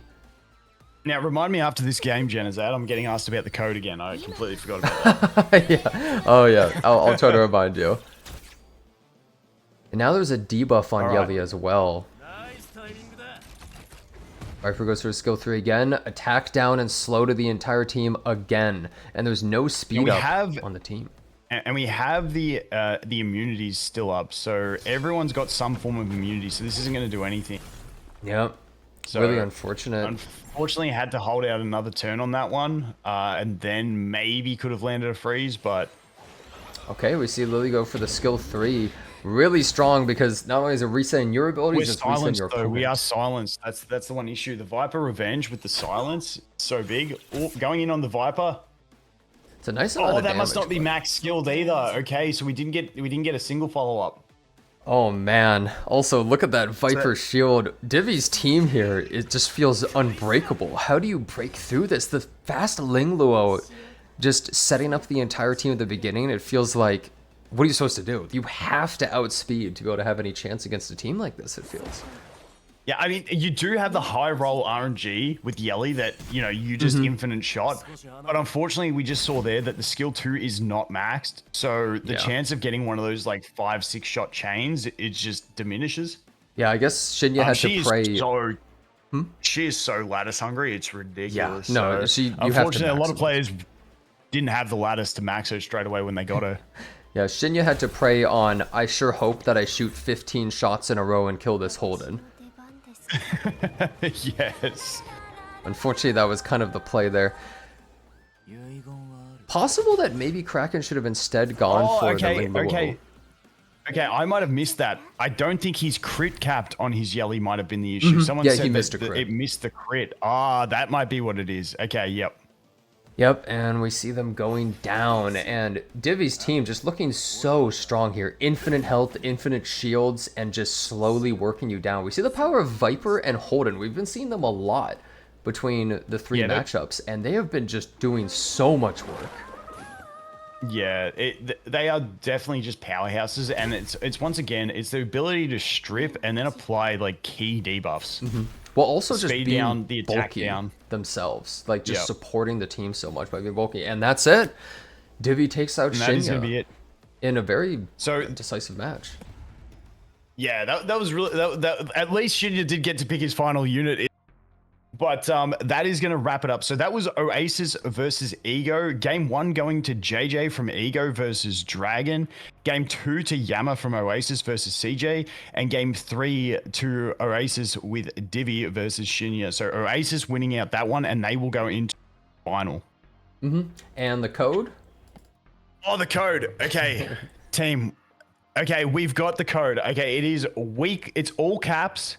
It's weekly PvP W2. Yeah, like So a I'll W2. post it in my chat. And then you guys can have that. Boom. I have no idea what it is. Hopefully it's 30 pulls and we can all get around it. It's a mystery. It's a new LD character.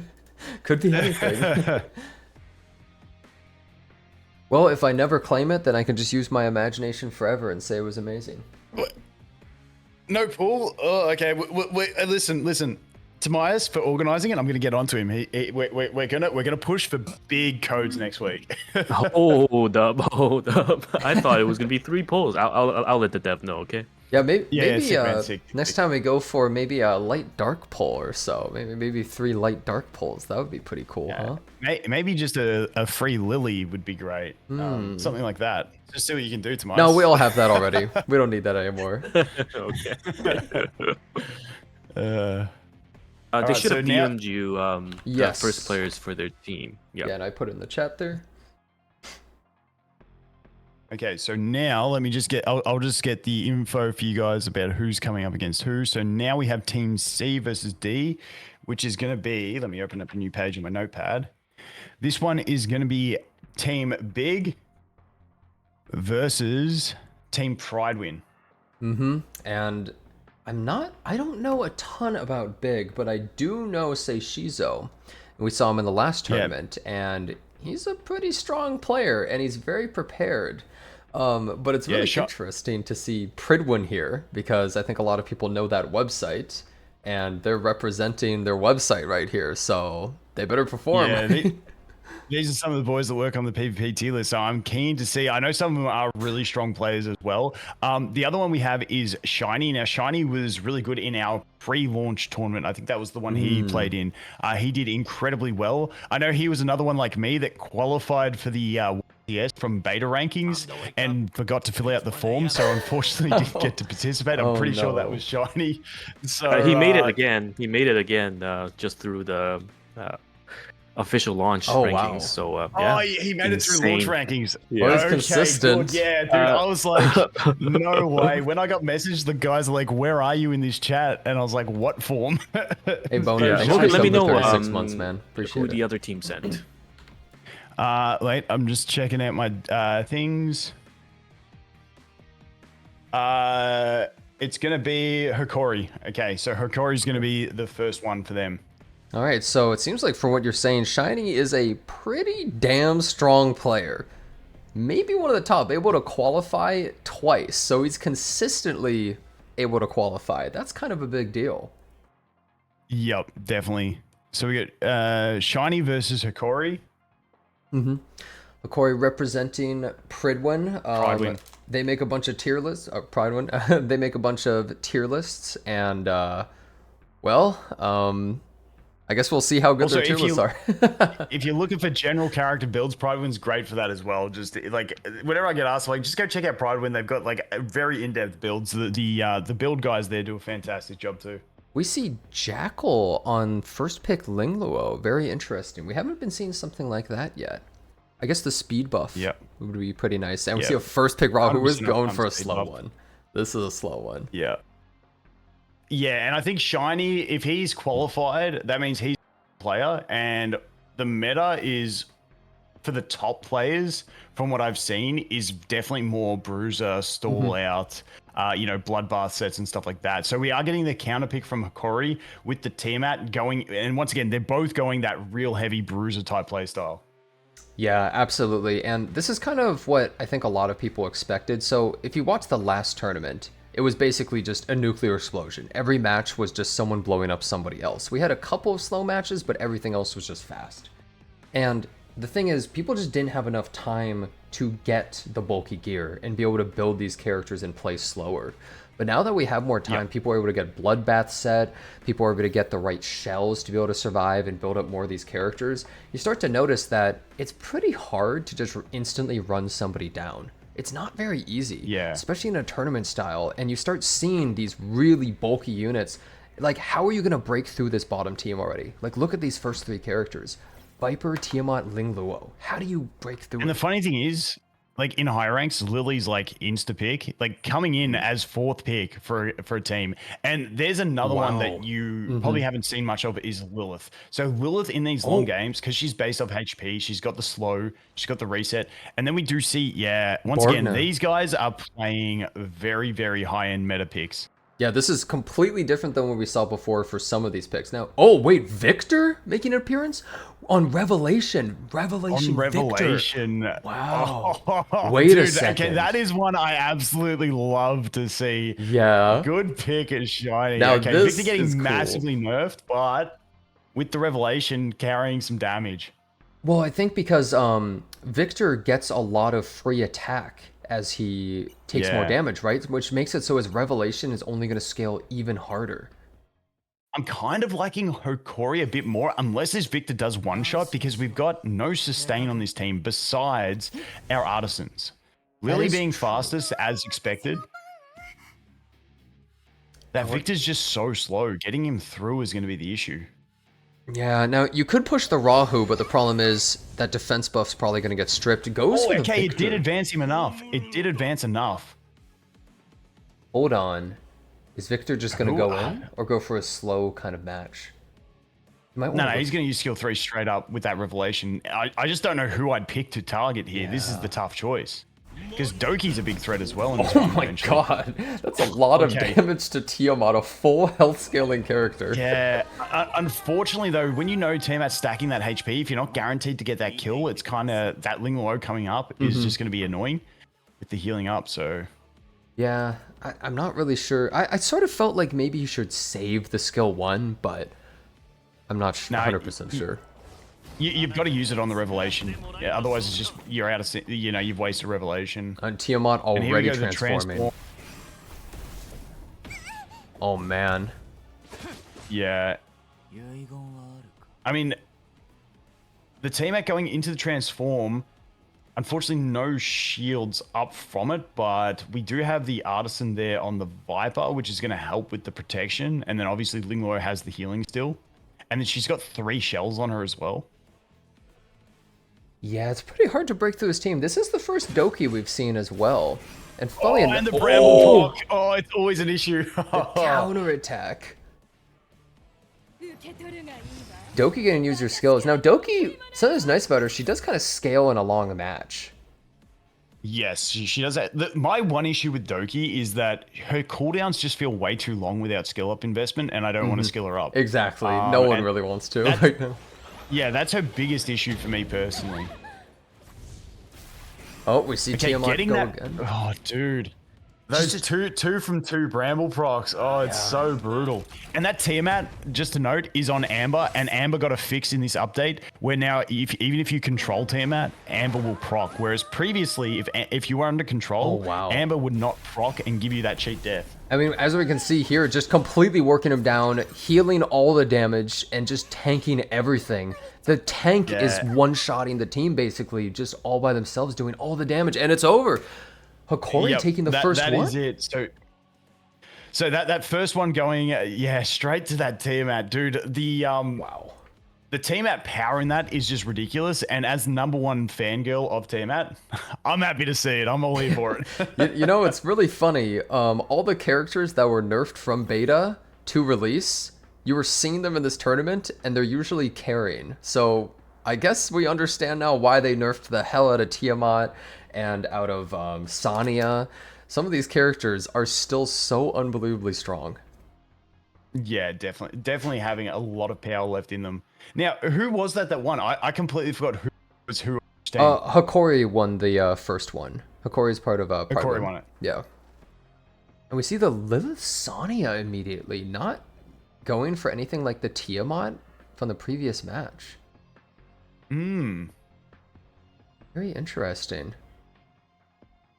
I guess when the Ling Luo came out straight away, no, I'm not too sure. I thought the Tiamat pick would have come out. I think people like comboing the Tiamat with Ling Luo a lot, and so since it got taken away, are we gonna see Heinrich here? No, okay, we see Tiamat anyways. Tiamat comes back. Yeah. Tiamat with Sania this time. Tiamat Sania, we're getting extra HP, we're doing extra damage. It's still perfectly fine. Wait, and we do get the Heinrich in. Very interesting. So I'm guessing just to put those debuffs on before Ling Luo even gets a turn, and we see the Borgna again. Well, yeah, I mean, the idea is if you're running that Lilith, you want something to strip those immunities and make sure that Lilith can apply her bombs. Yeah, what's also important is now he has information on what Shiny has, like how many immunities, if he even has Bulwark set, like what's going on there, so he can more confidently use something like Heinrich. Now, we see the final pick Rahu again. Oh, no. Locking in that Freya. I think that kind of means they want to ban Heinrich though, right? Because Heinrich seems like he's going to be way too powerful here against your team with that buff block. Yeah, I mean, or they could just end up banning the Ling Luo and then you got no sustain, but then you do have the Born who's still a big threat. Like, you still got a lot to deal with there, even just to out sustain. So do you ban the Born and then you have less damage to worry about on the enemy team, and then you can play that longer game better? Okay, Tiamat getting out there. Okay. This time. But the thing is, I wonder if Hikori can just hard control Shiny so he's not able to get a turn, because he has the buff block, the strip into Lilith just spamming bombs. With Doki able to cooldown reset. If he has good tuning, this could be crazy. Heinrich getting that first turn. Fast Heinrich too, yeah. Yep. Get that buff block on. Let's see if he strips as well. He landed Strip everything. And buff block on everything. Okay, that really sucks. Yeah, that's kind of insane. Now, this is something that we saw in the beta a lot, is Heinrich gets first turn, you just feel helpless. You go, what can I even do now? Yep. This Freya, like, what does she even do on her turn? Heinrich has just completely neutered the team, essentially.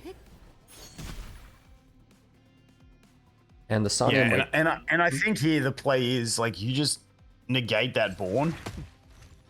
So you just put the bombs and then reset him. And stun him with the Lilith. And then, like, because he's really the big threat here. Obviously, Holden is always going to be somewhat... I think the biggest threat is that Born. Definitely. And I'd imagine we're going to see him get the skill 2 popped on him here.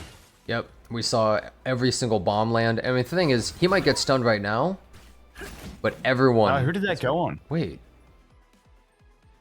Okay, that went on the Holden. It went on Holden's Holden. Bomb got exploded, but he resisted. He did not get the stun. He must have resisted it, so they allowed the Borgna to actually get a turn. I'm a little bit surprised, actually. Okay, Doki spamming that action advance. Alright, the big attack buff as well on this.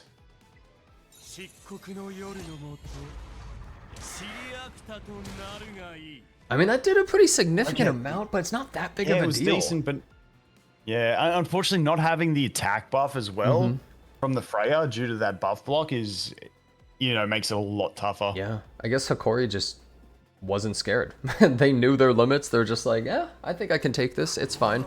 They can heal up with Sania. Once again, we don't know gear. Maybe we're running bloodbaths as well, so you're like, okay, I'm going to live this no matter what anyway. Wow, we actually saw a lot of resistances from Hikori's team there against the Viper. Not that it really mattered too much here, but kind of surprising and near full heal for most of the team. Yeah. And that pesky buff block is still on him. I don't think Freya is going to really have any use this entire match at this rate. Yeah. I guess that was the consideration in the drafting where they were Freya and reconsidering. It was probably this. It was all about speeds. Yeah. Because unfortunately that Heinrich being so damn fast just really cost them. Mm-hmm. And you really have to keep in mind, though, that sometimes these players just don't have a better option. They don't have every unit in the game built. It's not possible at this point. So sometimes they go, oh crap, I don't have something that can deal with this. I have to pick something like Freya. I have no other option. Oh, and Lilith taking an extra turn on her skill 1. I think it's a 25% chance. That's brutal, because now if we look at the Lilith, yeah, she's got bombs ready next turn, so that extra turn is insane. Lilith can completely pop off, and we see the stun land. Wait, did that counterattack proc off the stun bomb? I didn't know that could happen. Yeah, it must have. Wow, that's actually really interesting that can happen. There's a few of those interactions that you just it just happens. You're like, okay, that's how. Yeah. Oh, okay.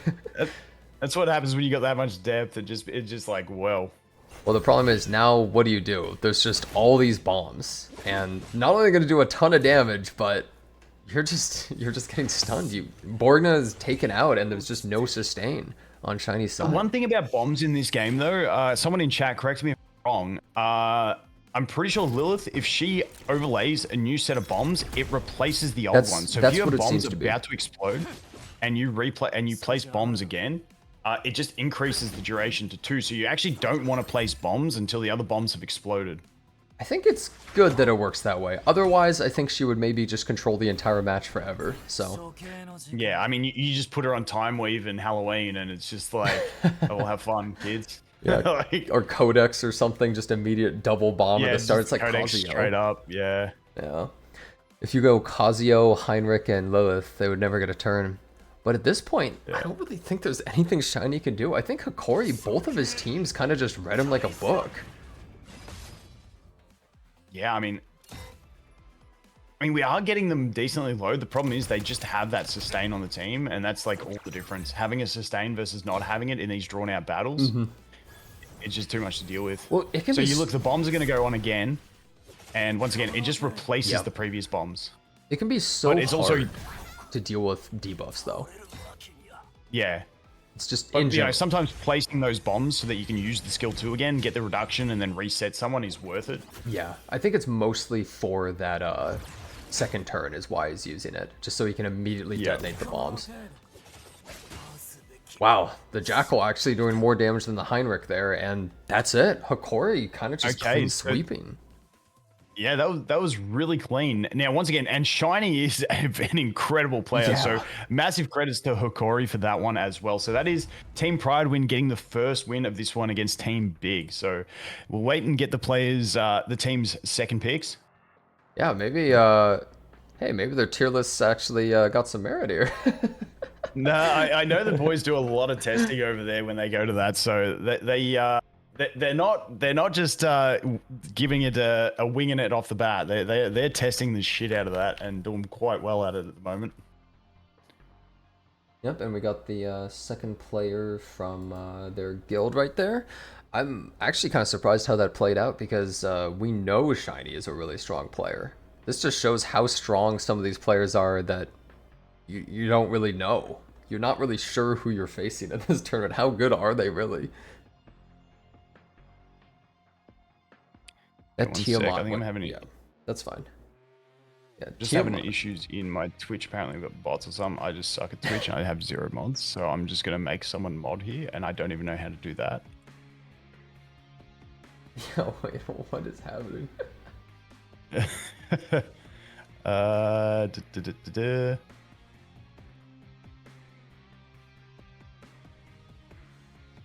Give me 1 sec.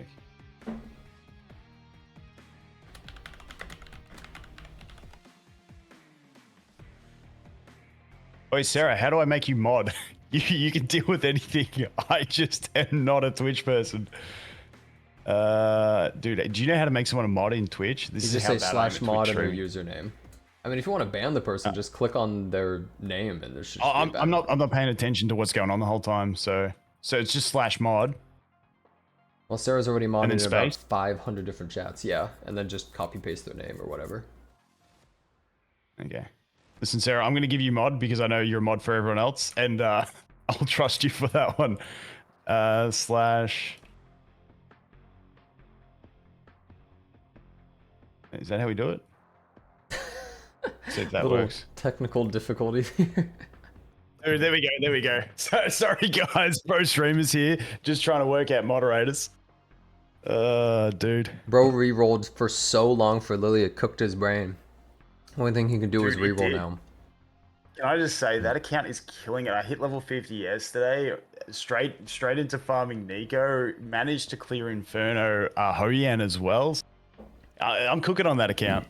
Damn, yeah, seems like you're popping off. All right, so have we got the teams sorted for the next match? We got one of them so far. I'm not sure if you got the other one. No, I haven't got anything else yet. Mod this person under me? Hell no.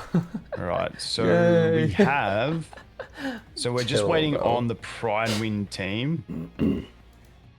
Then we'll announce them. I'm modding people just because they commented below. Doro.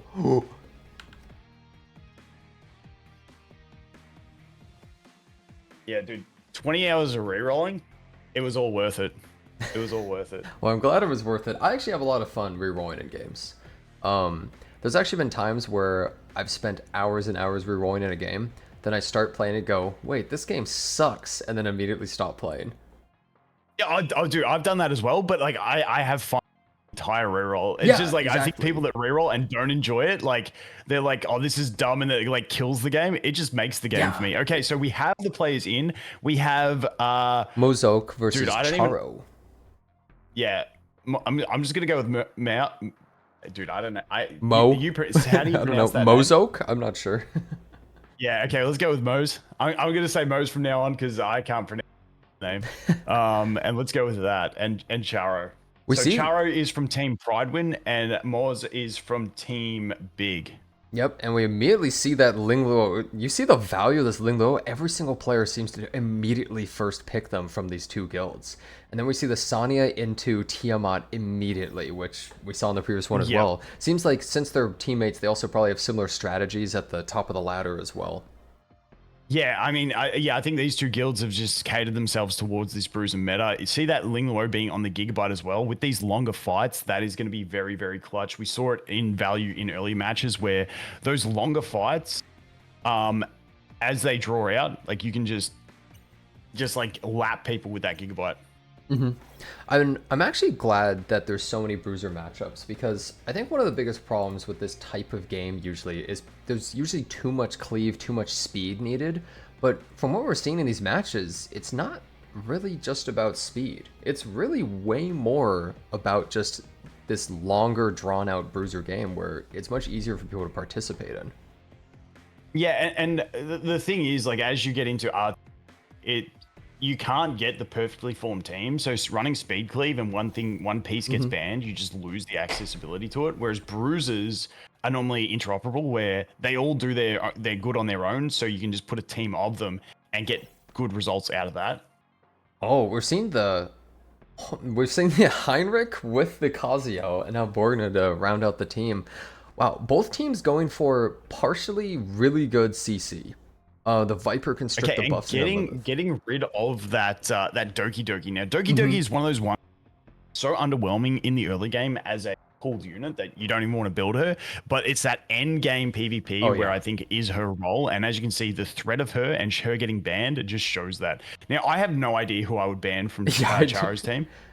Well, they decided to ban the Sonya, hoping that he can just take them out since they have no sustain. But is this Lingluo going so blazing fast that they're going to get the turn? That's going to do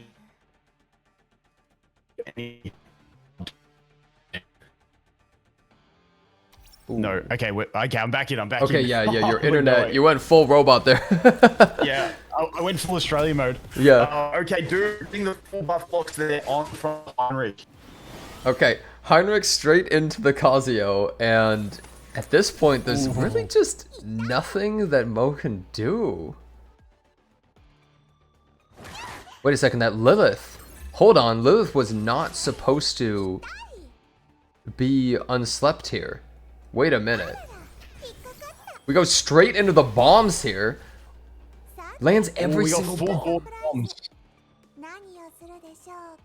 Is pick of the litter. Who does he want to go for, though? Do you go for the Borgna because you're going to take a lot of damage? Or do you go for the Tiamat because they might get that provoke on you? I'm not sure who got the bomb. Sorry, my blown up? internet's playing buggery. It was with me, so Kazuyo. I just got distracted. Yeah, that's fine. It seems like Kazuyo got the bomb blown up on her, but it didn't stun her from what I can tell. This Lilith is getting absolutely blasted, too. She is really low. And now we got the Born coming in. Is this going to kill the Lilith, though? Wait, no, she it's lived! not, just missing out. Hold on. That did no damage. She just lived just fine. Yeah, No. elemental disadvantage, plus she's a HP-based unit. I mean, you do have to build accuracy, which sacrifices some of that HP, but still. Wow, so Ling Luo, she's got a lot of work ahead of her. That's a pretty nice heal, getting the immunity and everything on that Lilith too. If they're able to bring it Yeah, back. unfortunately missing all the other immunities and everyone else gets slept. That's a bit painful. Yeah, The bomb's starting to explode here. Tiamat's going to cop the bomb as well. Now that Tiamat is on Amber though, so that Amber is such a huge thing, especially on Tiamat with the way it interacts with her. So if we get to see that, it'll be a fun interaction. Yeah. Oh, we see the Lilith gets slept here. There's just so many debuffs going back and forth. The bombs exploding, stunning you, the sleep. But once all these debuffs clear, are we going to start seeing a huge amount of damage coming out? Heinrich maybe just going for the skill 1 does not want to unsleep that Lilith. You absolutely do not want to. Yeah, that's the big threat here. But we got the cleanse. Is the cleanse going to proc? Oh, got it on the second tick. Okay. Okay, so now that Lilith is back to being Back awake. to Heinrich. No more buffs again. That counterattack actually doing... With the Death Shred, that Death Yeah. Shred being big, so the waking of that Lilith into these bombs, this is a really balanced match. Absolutely loving this one. Yeah, this Tiamat, she's still stunned and has another the bomb. Kaz. Okay, blowing up the Kaz bomb, but not actually landing the stun there. That's the second time, too. They've tried to stun her twice and neither one has worked. Yep. Okay, the thing is, though, this Tiamat is stunned and has the 2-turn bomb, which means she's controlled for the next turn as well. She's not going to get the next 2 turns. It just means she's not going to be able to get the shield up to protect that Heinrich, and Heinrich's just going to drop. But Tiamat is still a massive threat in herself, even with all those stuns, because of the Amber, because you can cycle all these bombs. And now with the Amber change that it procs off stuns, Tiamat's still going to get a turn to swing around. Yeah, definitely needs to heal up for preparation of Tiamat. And Heinrich now able to just go for the skill 2 because no one's asleep. Lilith's taking that turn. But yeah, I'm really liking the Moz position here. We just got the sustain, which makes all the there goes difference. Now, Viper. Born does have self-sustain as well, but Or if not we Viper. lose this Kaz, it's going to be a lot to deal with. Sorry, I didn't mean Viper, I meant Heinrich. We see the Borgna stunned. Does Kazuyo have her skill up? No. Is this Tiamat actually going to ever be able to do anything here? I'm not so sure. Tiamat does There's a transform, but she gets transformation stunned into immediately. the bomb stun. Yep. Yep. This Lilith is completely controlling Charo's entire team. Yeah, and it's one of those, once again, Lilith's one of those ones in the early game. You know, in PvP, you know, she's just getting out cleaved. You're not getting there. But in these longer, drawn-out fights, even when people have immunity, the control and damage she provides is just insane. Yeah, she is just... The Tiamat never got to do anything the entire match just because Lilith was stacking so many bombs on her. Yep. And that little chance on the basic attack to get the extra turn can be game-changing. So we will see the Amber interaction here. Removes all debuffs, puts her into that ice state. It's going to get her to another turn, but it's not going to be enough. She needed to get that earlier where she could have taken advantage to shield to protect the team, but unfortunately they just locked out all sustain from the team. Yeah, I mean, Charo just played around this perfectly. He was just able to out-tank her. We saw the power of Ling Luo being able to heal because even though you can't get buffed and she wasn't able to cleanse most of that, just making it so you're healed is all you really need to survive on a health scaler like Lilith. Yeah. So this is Moz that's getting the win here, isn't it? Yep. Moz is blue player? Oh, yes. Yeah. Yes. Yeah, perfect. So that was the game one of this one going to Moz big, but that was another great game. The real power of Lilith really showing in that one. That was huge. She just solo carried the entire team in terms of damage. She was doing everything. Obviously, she needed some support, but we see how much that she can do. You don't have to go a giant damage dealing team. Sometimes just some control with a bit of damage and the opponent feels helpless. Yep. Oh, 100%. Came out Not my really birthday, strong guys. there. Okay, guys on YouTube, I think we're back to being good. My stupid Australian internet was really sketching for a minute there, but I think we're back to being good. Yeah, I mean, that's just everyday Australian internet from what I've heard. Oh, bro, it's so bad. It's dog shit. Okay, once again, just going straight for those healers off the bat. So that time Charo has counterpicked the Ling Luo, okay?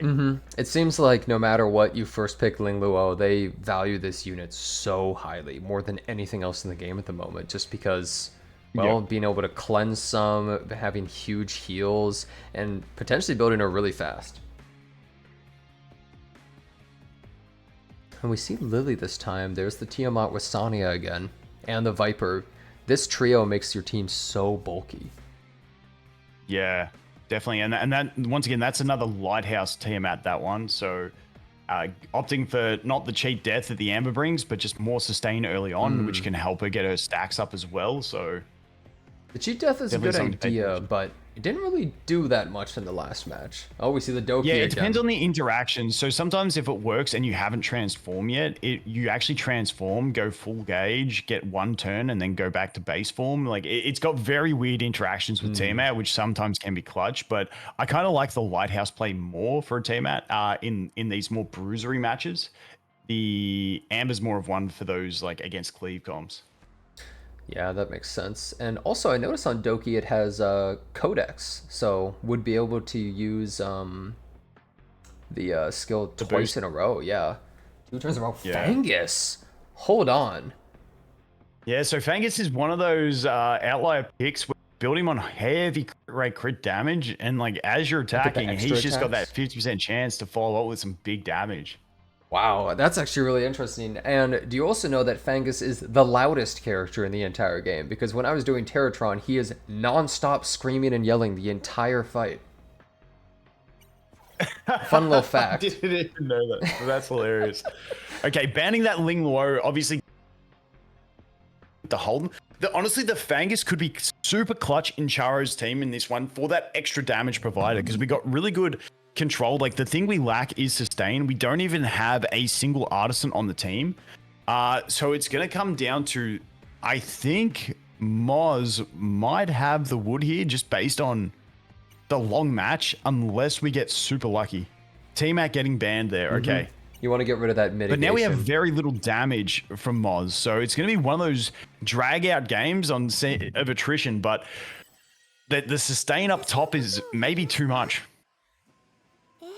Yeah, we'll see. I mean, they do also have a revive, and they have the Origami Guardian, giving so much damage reduction too. Might make it really hard. Look at those immunities as well. Yeah, well, Heinrich, is he going to strip all that? Yep, he lands just about everything. Yep, no more buffs, but let's see. Right now we have Holden getting the turn. Is he going to go for the skill 2 potentially and try to push someone back? I mean, do you just push that Doki? Pushes the Sonya. No, you push the Sonya. Okay. We haven't seen Fangus go yet. Because that Sonya's going to get just run straight back up. All right. Viper going, Strip putting down. that attack down and slowing the entire team is so big. Fangus hasn't... Fangus missing the speed slow but getting the attack break kind of hurts. He would have rather... Absolutely. Yeah, Fangus also hasn't done anything yet. And it's like a 50% chance, right? Yeah, it's a slot machine. Okay, he goes to that skill 3. I mean, the speed Getting those AoE down, slows out. the speed down is really big. There's so many debuffs on most side. And now we see that reset. And those heal coming blocks in. coming out as well. But when you've got that many debuffs, I always say with Sanya, with the heal block, it's like okay because she cleanses before she heals. But now with that many debuffs, Yeah, you are can't you going to be able cleanse to land anything. the ones you need? Yeah, look at how many they keep stacking up. They're getting smaller and smaller. And as silly as it is, Fangus doing a little bit of percentage damage is actually kind of nice to try and take something like Sonya out. Yep, yeah, definitely. So the whole team's going to get to move here. Oh, wait, we have the Doki as well. So the Doki did gain those buffs. So she is going to cleanse, I believe it's 2, I think 3 max skill. I can't remember the exact wording on it. But she does get cleansed at the start of each turn. And I guess that's where the Codex with Doki is nice because you get to double stack that. Yeah, I mean, Doki needs to get the backup stacks to be able to cleanse, though. Yep. And she hasn't really had much of a chance to do that. It's kind of just like, can Mo survive long enough for Charo to lose? Because Charo doesn't have any sustain, but he really had Mo on the ropes at the beginning, it felt like, with how many debuffs he was putting on him and just slowly pushing him down. Yeah, but that's always the thing with these attrition battles. It's like you kind of like the longer the battle goes on with that when you're the only one with heals, the better it looks for you. Now, oh, finally going. I was about to check this Fangus to make sure that he was even skill upped because, oh, he was been slacking the entire match. Yep. Okay, so we got the twin trick over on that Holden now, and I think that's definitely the play. We used it at the start on the Heinrich to get the block buffs out. Now we just kind of need to get some damage, so playing it through the Holden. And if you can get Lily to attack and then Holden death break, and then, you know, you get the... oh, here comes the Viper. Every little bit of damage really hurts in these ones too. I don't really see what Charo can do here. It feels like an impossible task to break through all of this tankiness. A healer reviver that's super bulky. Another support healer. Viper who just adds tankiness, gives shields, and is slowly doing damage. And then Doki is just spam reducing your cooldowns and supporting the team. I don't think there's anything Charo can really do to fight back. Yeah, it's one of those tough ones, like double healer versus no healer, and if you can't cleave or endlessly control, it becomes a rough fight. As silly as it is, I think instead of Fangus, we needed to see Messiah. I think we needed a Lily Messiah nuke to come through. Yeah, and it needed a bit more damage out there, yeah. They're going so bruiser-minded, but I think this might have been a match where you can't go for a slow fight. You have to immediately nuke them and take them out. Yeah, I think with those bruiser comps, you need some sort of sustain. Like even I think in some of these bruiser teams, if like a Tiamat like heal over time plus shields is enough, you know what I mean. But having no sustain versus the amount of sustain on the enemy team is the big issue. Yeah, definitely. It's just, I mean, as we can see, it's an impenetrable wall. This is the power of just the classic, I guess, at this point, Viper plus healer team. We've been seeing it so much, and it's really hard to break through this. Also, if you notice, both players are level 88. Yeah, that's huge. That's max refresh to the max every day, not letting anything, not leaving anything wasted. Yeah, no, they are not messing around at all. I don't really see how Charo can fight back here. I'm pretty sure he's just completely done. This Fangus, the moment he goes down, I mean, he's really the only damage dealer, but he's not doing that much.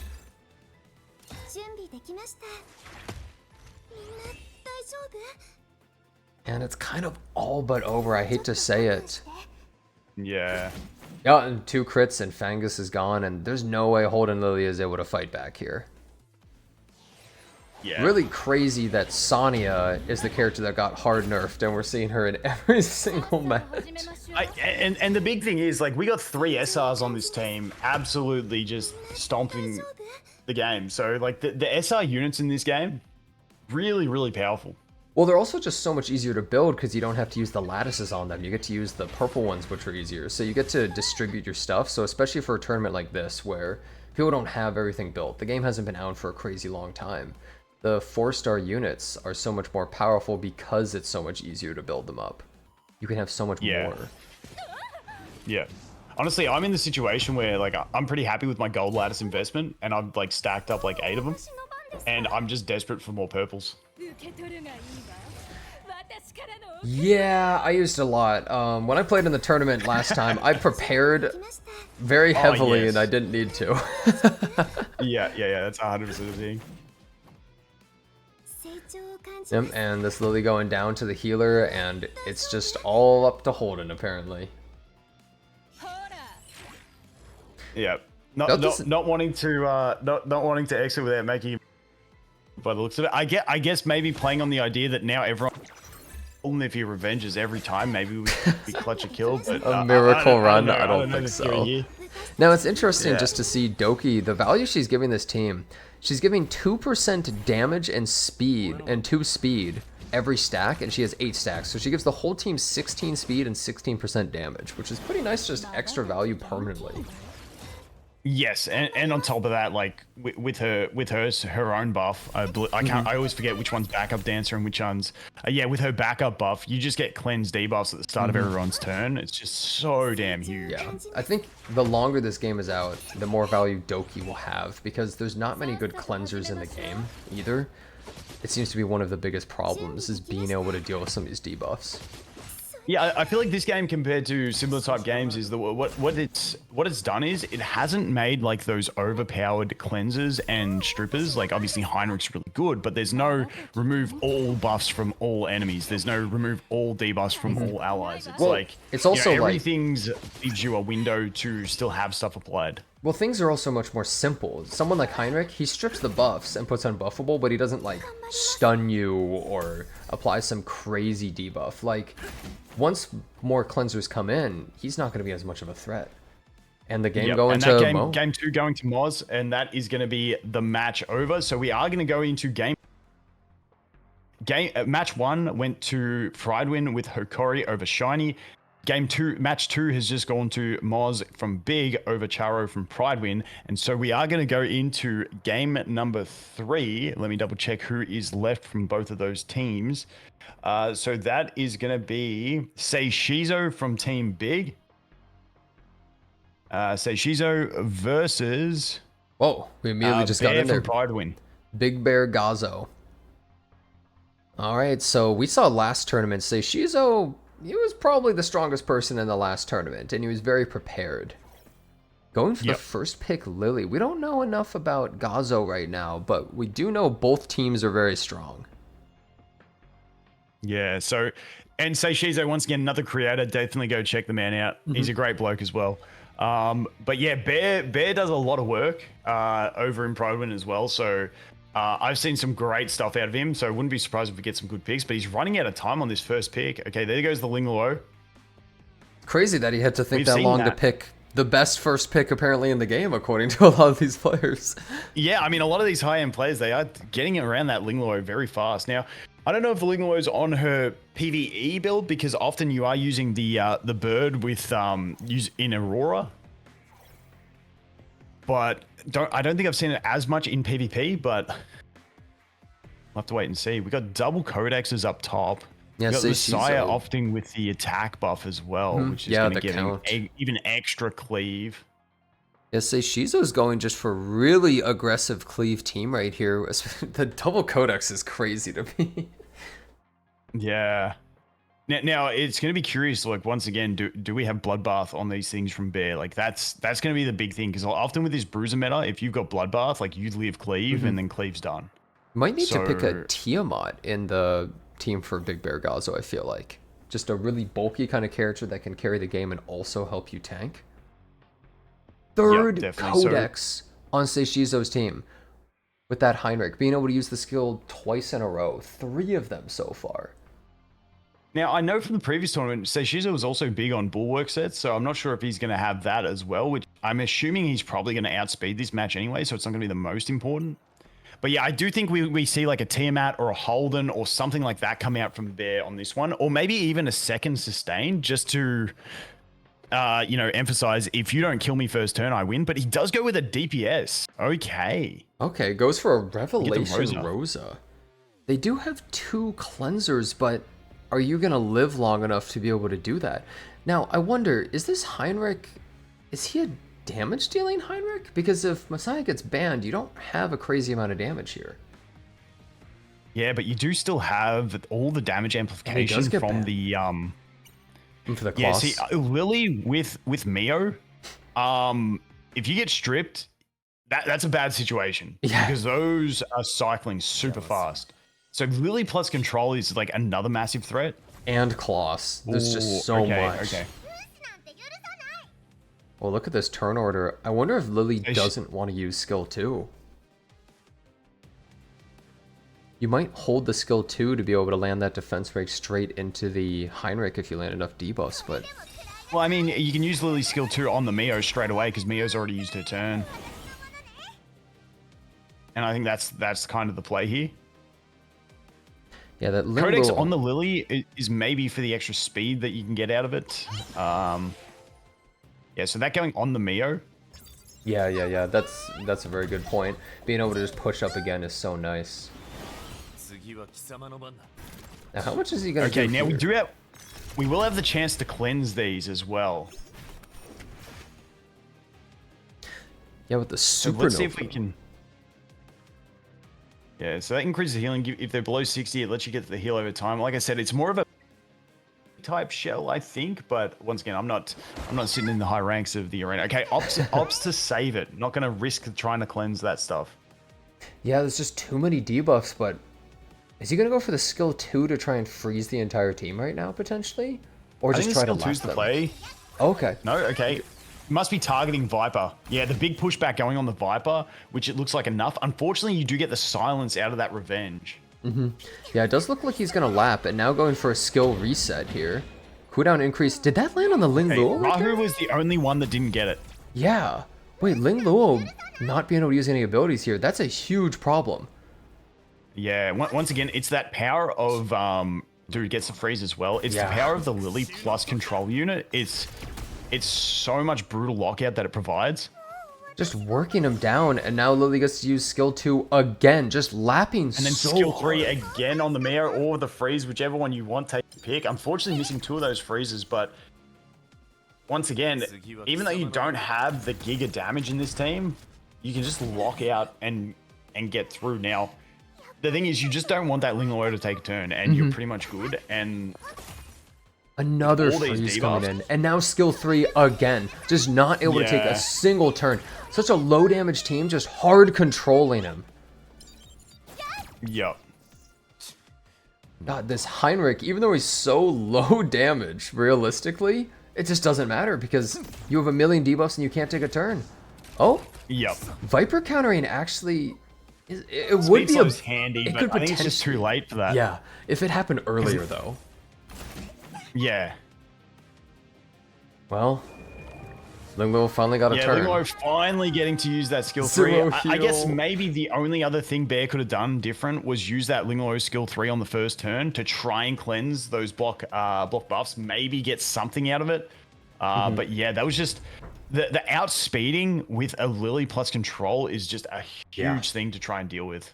Well, also, the Rosa wasn't really all that useful, and he had enough damage if he was able to bulk up, so maybe he needed, I don't know, another cleanser or support or healer of some sort to be able to survive that, but I'm not even sure what he could have picked. It seemed like Seishizo's team was just so solid. You don't get a turn. Yeah, I'd be curious to see Seishizo's speed, because I'm assuming his speed must be huge. He's at level 86. He's done some serious farming. And he's on the White Fang, so he probably has a double speed set on the Lily as well. Well, so this is Bear that's just picked the Lily. So Oh, Bear's sorry. counterpicked that Yeah. Lily. Yeah. So Seishizo's one was on the Codex, which once again, you can Oh, get you're double right, speed. you're right. Yeah. The good thing about Codex is you can get both Swift Raid and Swift Smite, so you get both of those plus 15 speed, so it's easier to just try and get one with Swift Rush and then build together your sets for speed. We're seeing a bit of a swap, and Heinrich's actually using that shell? I don't remember the name of the shell, even though I know what it does. That's the one that extends the duration of debuffs besides control debuffs and poisons. Yeah, so he's going for more turns of unbuffable. Yep. And so we basically got the counter pick on the first 2 units there for Bear, stealing them away from Seishizo. Now, I'd say your play is going to be to ban that Mio early on, depending on what the remaining 2 is. If Seishizo gets another DPS, then Like, do you just go for the Oh, Mio ban? Cosio, and he's risk going it? for Ooh, the more Cavs. control. More control. He really likes that. Immediately picks that Doki. Gazo is like, I Yeah. am not letting this happen again. I need I'm some not, debuff I'm removal. not getting shafted by that again. So Bear has the Born as well, which would have been probably a better pick than the Rosa maybe last game, just because of the tankiness of him. But I think the Born is going to put in some work in this one too. Now, I got some information here. Apparently, Seishizo used all of his stamina during the 2x event on Inferno Doki. Just for speed. Everything. So Okay, yeah, and I think he was a Remoka abuser, so he had the fast cleave team, so he would have been able to burn it all. I tried, dude. I still have like 50 stamina refills left. I just couldn't farm Inferno fast enough. Yeah, we see the Rosa coming out again. I mean, he must be invested in that Rosa, and that Rosa must slap if she gets to use a skill 3 with Revelation. The Whoa! Vice, thank you, Shizo, coming through with the Vice. Can I just say, Vice is a huge tech. AoE attack break and pushback, plus the basic attack taunt can really disrupt things. I've heard some good things about this unit, but I haven't actually seen him in play yet. So this is a bit exciting. See, yeah, I've been using him everywhere on my. He's been like my main man. Yeah. Okay, so the Lily and Mio getting banned here. So how fast is that Kaz is my question. Was there immunity as well? Heinrich, Okay, Heinrich is the fastest. Okay, and there's a bunch of immunities on board. I'm not sure if it'll matter though. Landing almost every unbuffable. Yeah. Wow, that was a crazy animation. Okay, getting that sleep out. Lingluo, do you use the skill 2 just to try and cleanse this stuff? Yeah, you might just do that. Well, I mean, maybe use skill 2 to cleanse this turn and then save the big heal. Just decides to opt for the skill 1. Just wants to be really conservative with their abilities. So the big thing here is the Doki. So now Doki is going to be able to cleanse these two when they take their turn, the Heinrich Rosa. So they are going to get an attack. We're going to get a big hit out of Born here. Then we get the Messiah coming back, which is going to be... Yeah, this might How hard can really this hurt. Messiah hit? Well, they're also asleep, so they're going to take even more damage. Can you even survive it? He's alive. He got attack up. He gets the attack buff. I think this might be over. I don't think you're surviving this.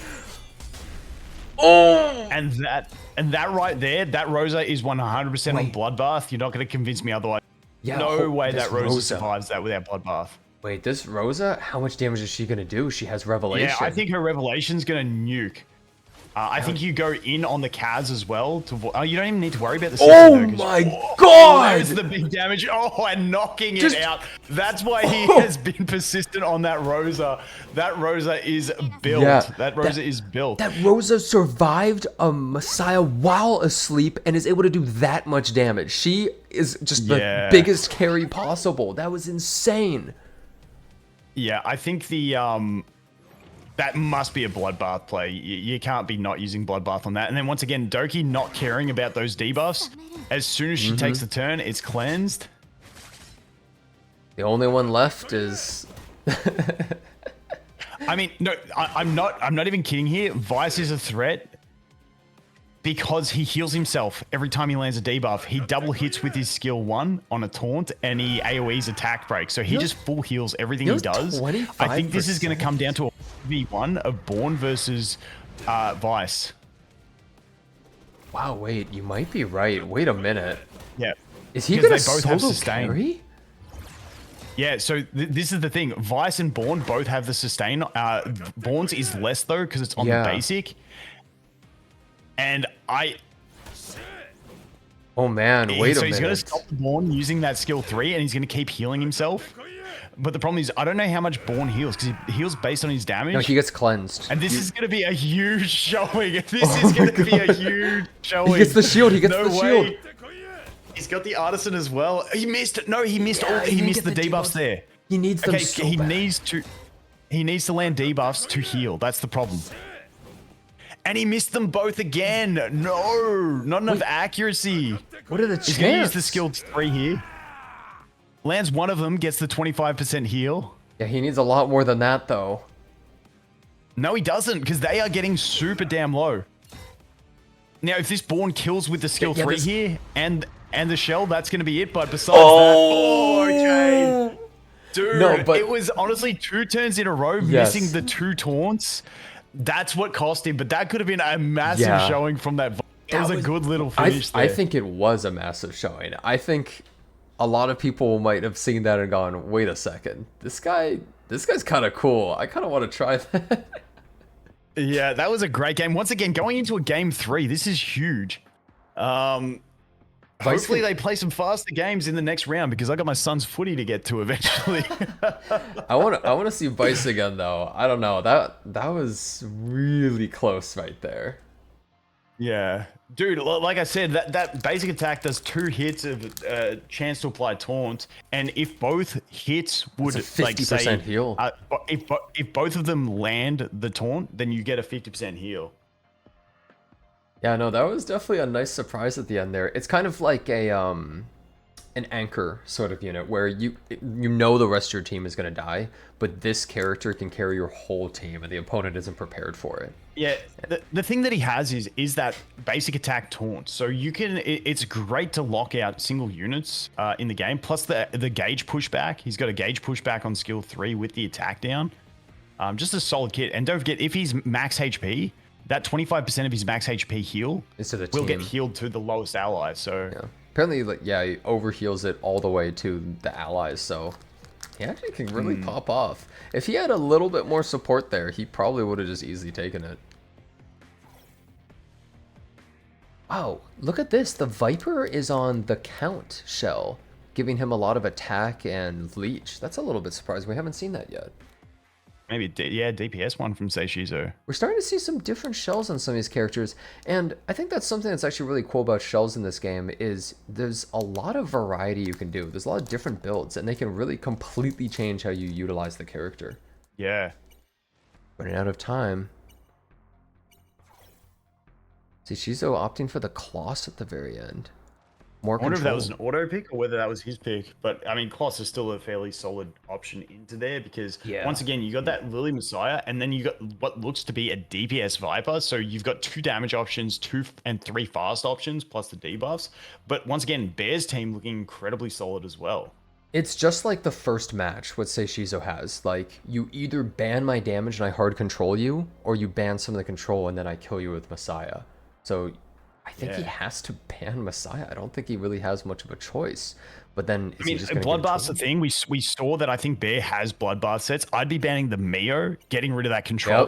So the Mio to me was like, that is the biggest threat on the team if I am equipped with Bloodbath. Because everyone's pretty bruisery.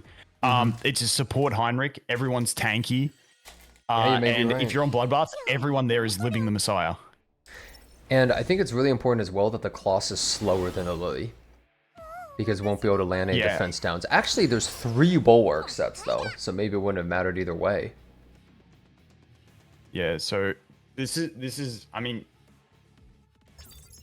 Yeah. Okay, still goes to the skill 3. I think you kind of have to, because you know that you're going to skill 3 on Messiah, and you want to just take out this Heinrich immediately. Yeah. So let's see the strip. Okay, gets everything on everyone. Okay, dude, that DPS revenge coming out, though. Hold on, they get the heal and might be able to remove that defense break. No defense break removal. Get rid of it. Doesn't matter. We're ignoring 70% of that stuff anyway. So like the threat's still there. It's just do we have the right sets? Okay, that's honestly not the end of the world. I feel like Heinrich put in some work already, but this is the second hit coming in from that DPS. Look at the Rahu getting monstered. I think it is kind of the end of the world right now is how it's looking with how much damage is coming out here. And then Borgna is not doing enough at all. Messiah's still alive. And then we're going to get the steal here. The Lily's going to advance, going to reset cooldowns, kill the Rahu as well. No way he's getting this turn. He is gone. I think you maybe just skill 3. Oh, wait, he's on Codex as well, so he could have used the skill 2 to advance. But yeah, we're just going to boost that Messiah. Messiah's going to cleave, and that's game. Again. Well, I guess I was wrong on the Mio ban. I honestly, everything was a therapy. But look at that. Look at that Born being able to live through that. Unfortunately, it is still done for Born, but... I think Seishizo's draft was just too solid. You either get controlled or you get killed by Messiah. I don't think there was anything that Big Bear Gazo could do there. I think he had to take one of those core units or this happens. Yeah, that was huge. So congrats to Seishizo. Well done from Big Bear as well. So that is going to be Team Big getting the win. Pridewin took the first win with Hikori over Shiny. Then the next two went to Big with Moz over Charo and Seishizo over Bear. So that means in the finals, we're going to have Oasis versus Team Big. So far, the matches have been pretty equal. Like, they've been way more equal. Has there been a clean sweep yet? There might have been, I think there was 1-2-0, I think Hikori maybe? If I'm not mistaken. Maybe it was Divi and Shinya was the only one. These games have been, in general, like really strong matches. I was a little bit worried too that it might be a little bit unbalanced or something, but after seeing these, I'm like, wow. Yeah. So we'll just wait and get the team pairings. And then we'll get into it. Yeah, I feel like this tournament, now that we've had a bit longer to get into it, and like people have more things built better, it's definitely, you're starting to see the value in some different characters, which is great. It's interesting to see the evolution of the meta, kind of. As people have more materials to build characters, as they actually have more gear, we already see such a huge shift from the first one, but we're still seeing some cleave, like what Seishizo just did there. Yep. Well, yeah, I mean, if you got to dump all your stamina into farming Inferno Doki, like you're slapping some stuff hard. Okay, we have one of the players, I believe. Okay, we just need the other one.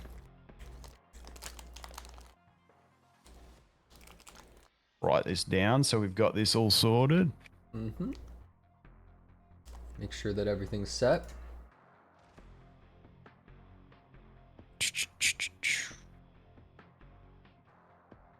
And so Team Big has put in their player. And it's one of those ones now that you've seen everyone play, you kind of get into that position of, okay, who are we going to put first? Are they going to put their strongest first? But having said that, both these teams had a really strong roster across the board. Yeah. You have to look back through the VOD. Okay, what did this guy use? Who's going to be good against him? Like, do we have units? Listen, I'm going to say these guys are probably in group calls, and they'd probably be taking notes along the way about everything.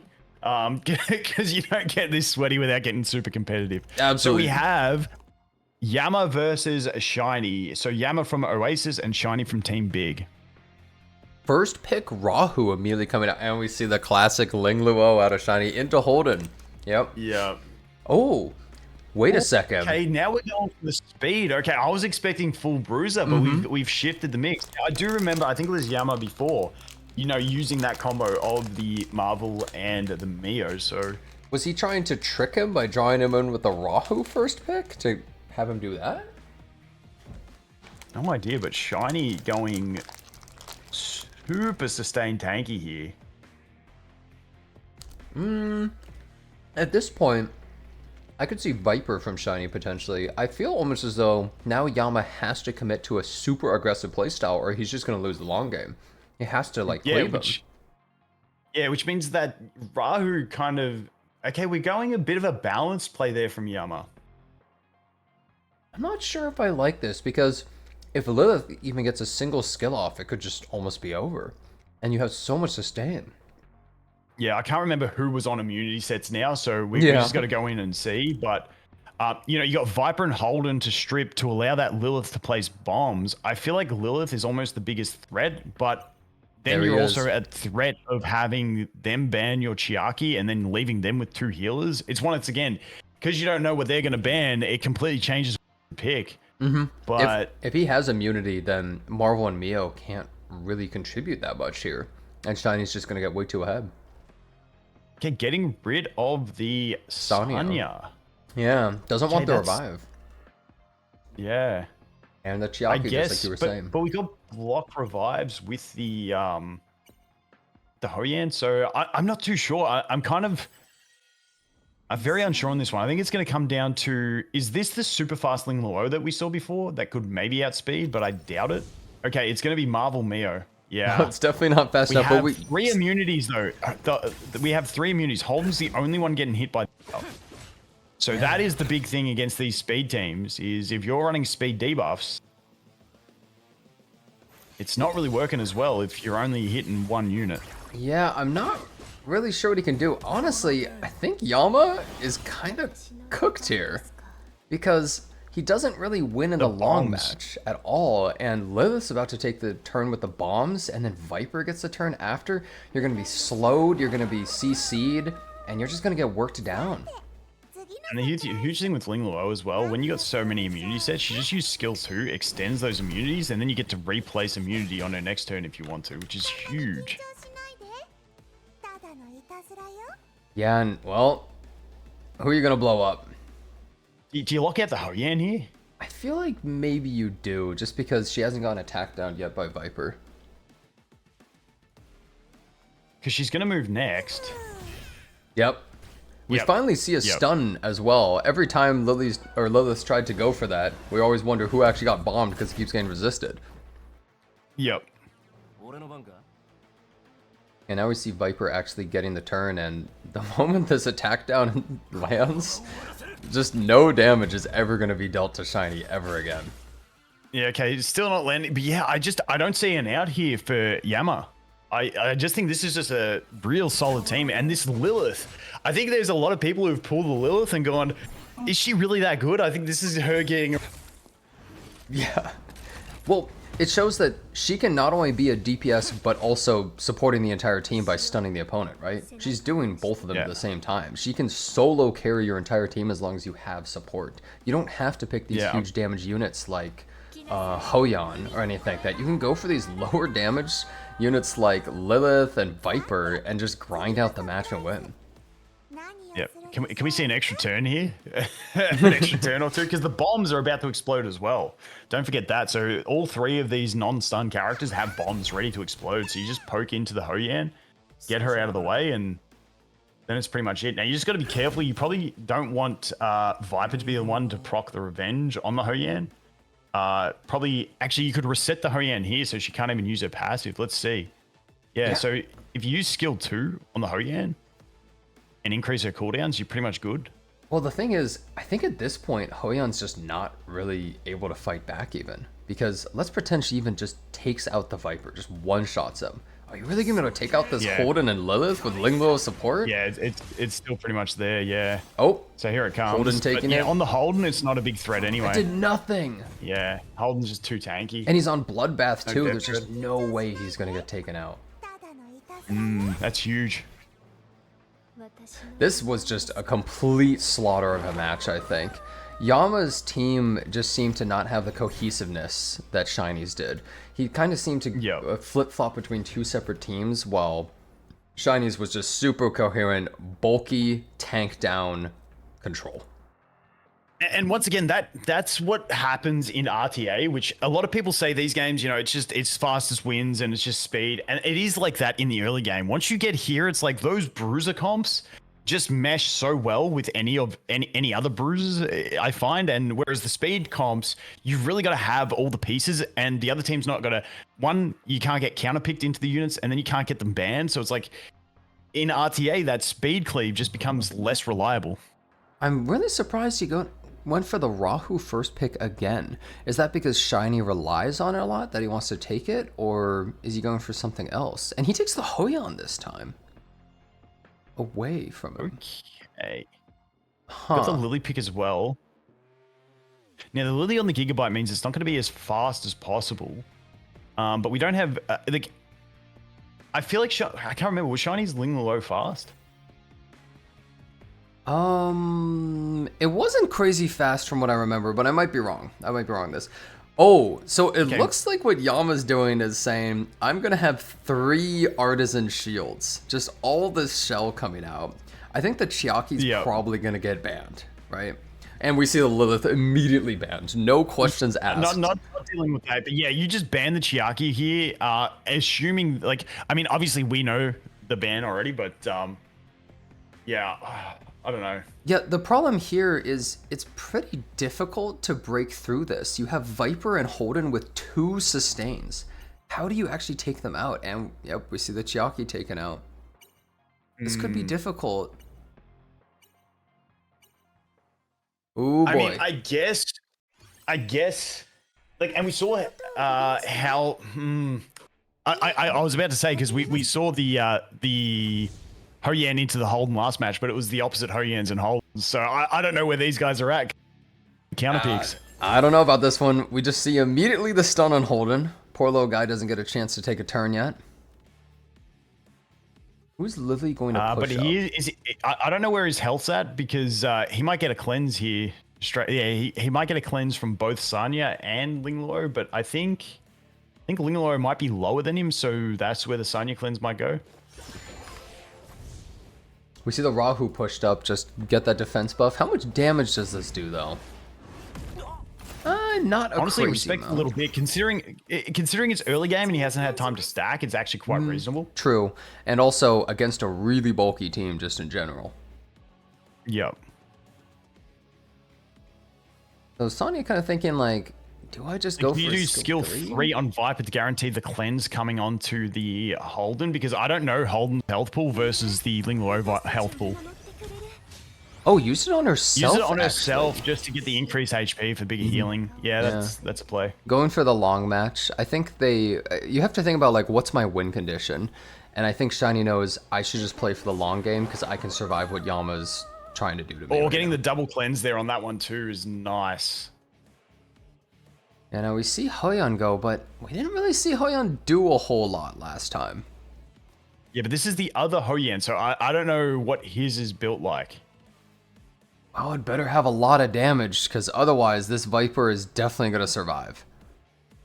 Yeah, it's like, do you go the Viper? Do you go the Lingloro maybe even?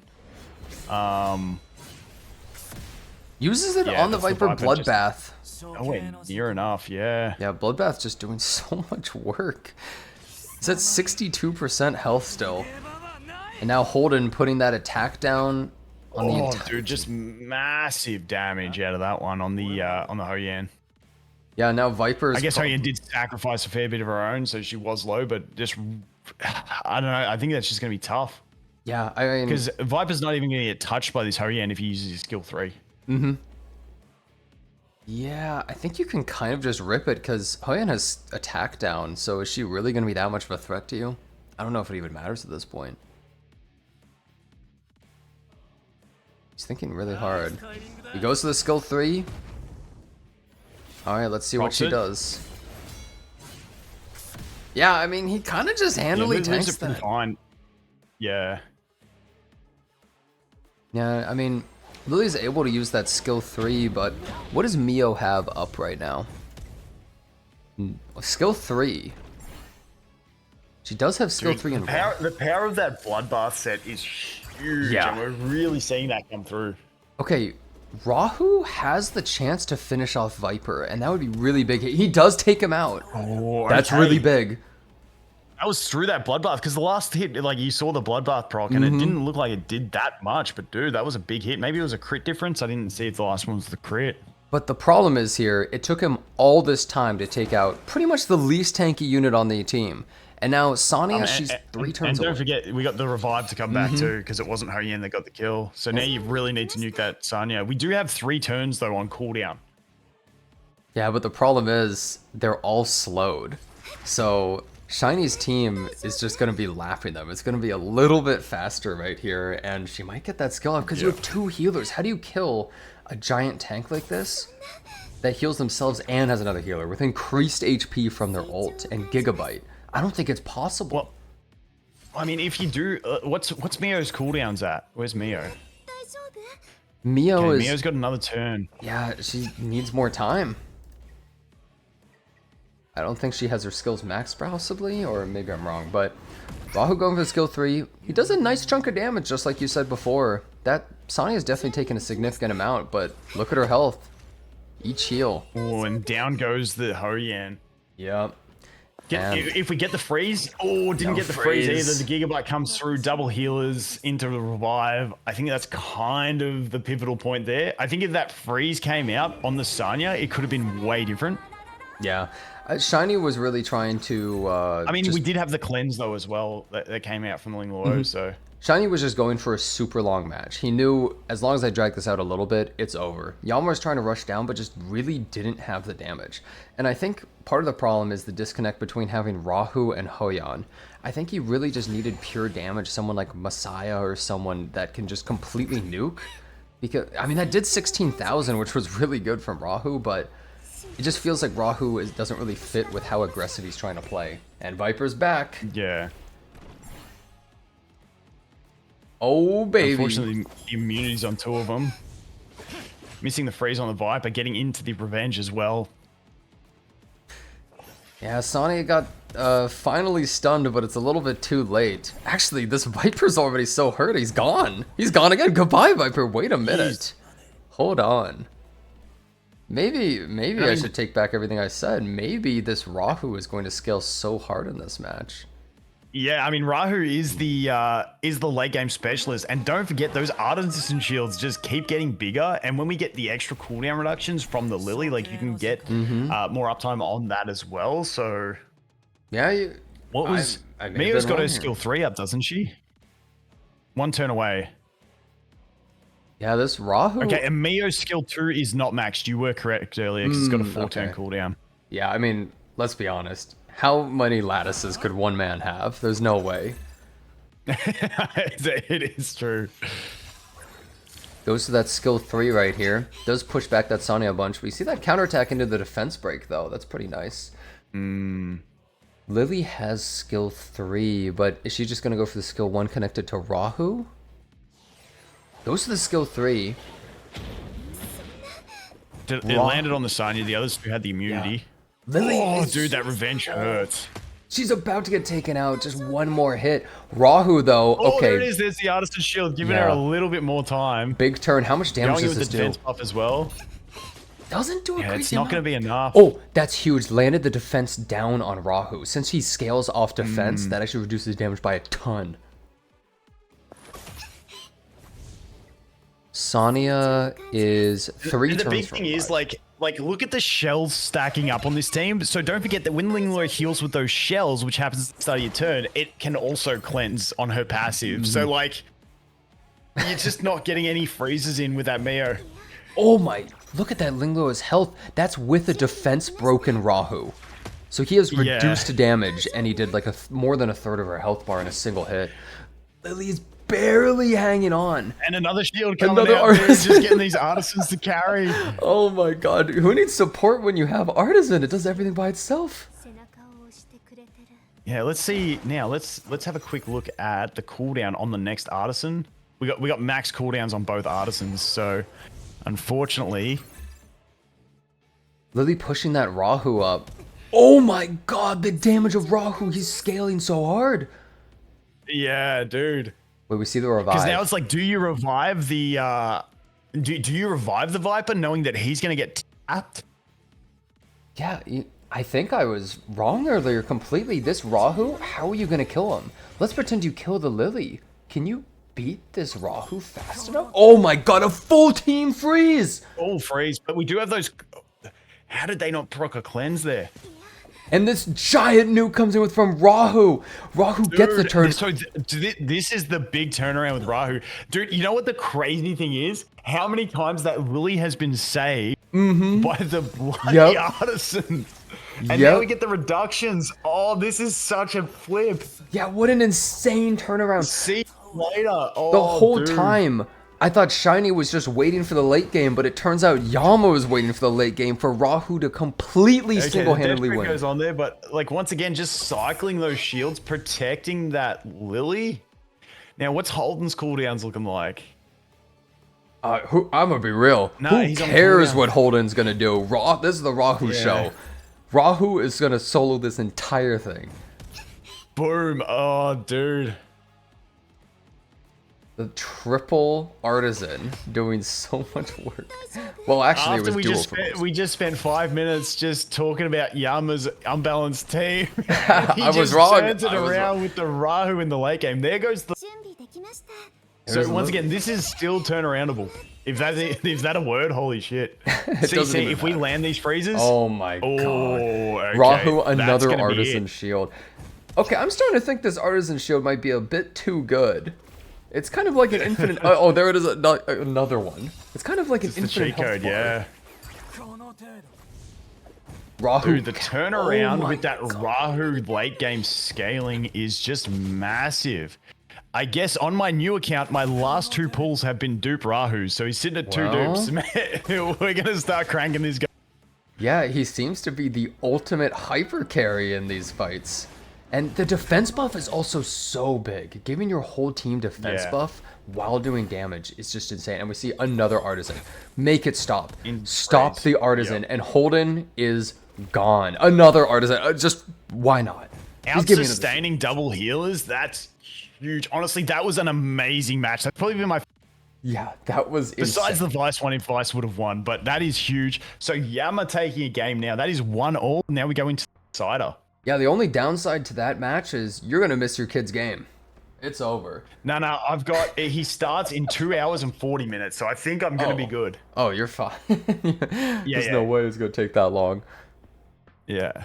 Artisan went crazy. I was completely wrong with the setup. I thought there was no way that he would be able to bring it back, but that Rahu just first pick Rahu. and Shiny going, no, we ain't having that shit again. We're taking that. Hell no, dude. There's no way I'm letting you get Rahu after that one. And immediately Yama goes, all right, I'm going to take the Lingluo Holden. Wow, it's a mirror. Dude, this these time. counter picks. But that Holden is not 6-star yet. Oh, That's the you're one thing to right. note. Neither is the Lingluo. Neither of them is actually maxed out. Just remember, if Artisan gets nerfed, we know why. After seeing this No, tournament, please. You cannot nerf Artisan. It's the cornerstone of my PvE strats, man. well, nerf it maybe That only in is never PvP. Oh, dude. This Artisan is... Who needs a healer? You have a 5th member of your team. It's this little bear with a cannon. He does all the work. Yeah. Okay, we see double Artisan on the bottom with a healer.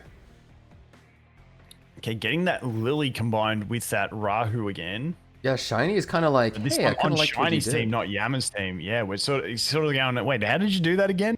Yeah, it's like, huh, I kind of, what if I pick those units? What's going to happen here? Oh, and Borgna being taken at the last pick with his 2 dogs. Now, what do we got? We got healer, we got control. There is a lot of immunity out there. So the Mio value kind of drops in this one with how much immunity these Marvel. teams have had. Wow, really trying to go for the control again. I mean, we saw how much value Mio had in the last match. Oh, never mind, swaps to Chiaki, and guess what they're on? Another Artisan. Triple Artisan bot team with the Lingluo. That's a loss sustained. Okay, getting rid of that Rahu. Yeah, he knows the power of Rahu. He just wrecked with it, so he immediately gets through that. And then Yeah, I was Mio going to say, being do you taken still out. just ban the Mio in this situation? You've got a little bit of sustain, you've got the Lily for advancement, and you got big damage out of Born, and then so you got double strips as well on this team. Yeah, you were not letting that through. Dude. I'm going to say I kind of like Shiny. It just depends on what this Hoyang do. That's fast Chiaki. Yeah, not able to push enough Yeah, up Chiaki- before. Yeah, Chiaki cuts it. Gives that Bring origami that mitigation shield. up. Yeah, and that mitigation is huge. It's 35%, I think, right? Yeah. Wow. So He's gonna skill 3 we strip with Born and just deal as much as we can. Now, the thing with Born is, do you try and hold his skill 3 because you can ignore passive? So get some damage into that Hoyan before you use his skill 3 so you can kill that Hoyan without her proccing it.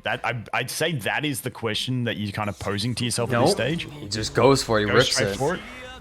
I think because Lily is able to... We got the Lily reset. Yeah, Yeah. we got the Lily reset. Unfortunately, not stripping the origami off of the Hoyan. Oh, there it goes. It's Yeah. gone now. It might Well, yeah, they were able to take it off after that. Just the second Yeah, hit. yeah, because it's on the hit. Yeah, so that's the one downfall. But Yeah. so you get the heal up. So we're still not going to be able to kill that Hoyan. And now, is that Hoyan going to tap?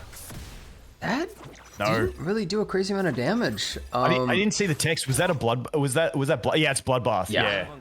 It's So always Bloodbath Bloodbath. mitigating that damage. Bloodbath Viper goes crazy here. And now that attack down on Hoyan, oh, she's really close yep. to dead And now, too. so Born is going to be able to hit it. Now, also, if we reset cooldowns, it's like just ignored as well. Mm-hmm. So let's see what happens here. Let's watch the cooldowns.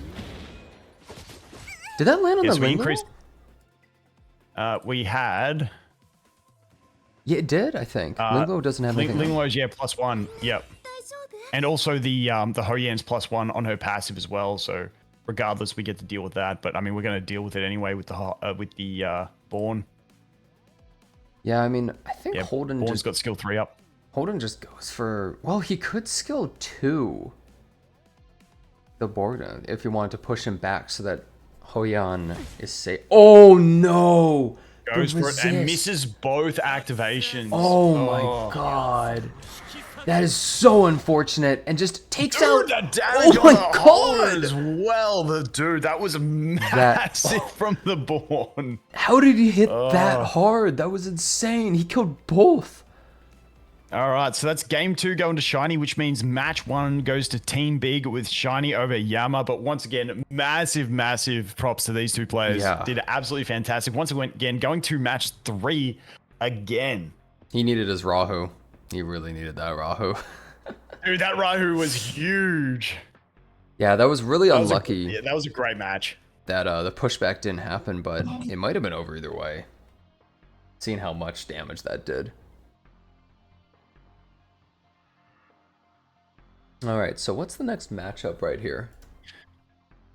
Yeah, waiting for the final players to be chosen.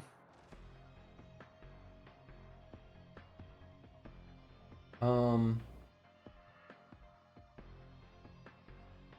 okay. Yeah, I got hit with the 10%, but that seems odd. I don't think it could have been 10% because that was 2 hits, right? So maybe he actually has resist on the Borgna? And there's no accuracy on the Holden? Because otherwise, are you telling me that a 1 in 100 chance happened? 2 10%? Seems a bit odd, right? Yeah, I mean, Holden's also very skill up dependent as well, especially for that skill 2. Like, I don't know where the investment was. That's very true as well. Okay, we see Seishizo versus Dragon in this final match between the teams, right? So Seishizo from Big and Dragon from Oasis. All right. So Dragon's got first pick. Is he going to prioritize something like Lily, or are we going to see the Ling Luo? And we're going to go back to that, get the Rahu picks happening. Okay, we're going to Messiah. Going back for some big DPS. I like Dragon's playstyle, just full speed, but the problem is Dragon is going against the speed demon Seishizo The Speed right King, here. yeah. I'm not sure that you really could afford to pick that Messiah's the very first pick. He's going for the Rose. He doesn't care. He's just doesn't care. Oh my He's got god. his revelation damage. Triple Revelation again. Let's just go for full revelation. Okay. Is Dragon playing PvP or PvE here? He's just gonna absolutely nuke anything he hits. He's done some speed runs. Dude. And we got 3 codexes up top. Oh my god. I see what the two players prioritize, but how is Dragon going to be getting these turns? Well, okay, we see. Yeah, I just don't think. I don't know what his last pick is, but we know how fast Seishizo is, and when you've got that draft so far, another revelation. A 4th revelation? We know Tsukiyomi is also really fast, but I don't think they can really. Yeah, that was the contest. Giga Fast Tsukiyomi first match. So I think you ban the Tsukiyomi, and try and lock out the entire time. But if these guys are on like do we have? I can't remember. Did we have immunity on these guys? Okay, we've got 2 strippers in the team for Seishizo. Looking at that in case of immunity, it basically comes down to if Dragon gets a turn, he obliterates Seishizo. But is he even going to be able to against Seishizo's team? It's so fast. It has enough damage potentially to wipe because Dragon's team is not tanky. yeah. We do have the attack breaks as well, which is something else to note, which impacts the revelation damage as well. So the Viper's going to be huge. I can't believe he just has a whole cult on his head. Wait, she's so fastest. Wait a minute. Do we do the skill 2 here? Or do No, we go. We nuke. We go in. Oh, no. Okay. I didn't know if anyone would overtake the. Oh, she the pushed Lily up. cut in. Hold on. That was my concern. That's why the skill 2 gives you double push forward as opposed to relying on pushback, which the pushback didn't land on the Lily, and that's what cost you. If you used the skill 2, you would have got in front with the Kaz. You might be right, but Vulcan, Going the you have to steal. live or die by the revelation nuke. He is not messing around. And he just tanks it. And I mean, I think we just do it anyway because You they're have to already wipe at him. half health from the first revelation. he's just proc. gonna wipe him. Oh my god. Oh, no way. Oh my god. Insane. Stop. I No. love it.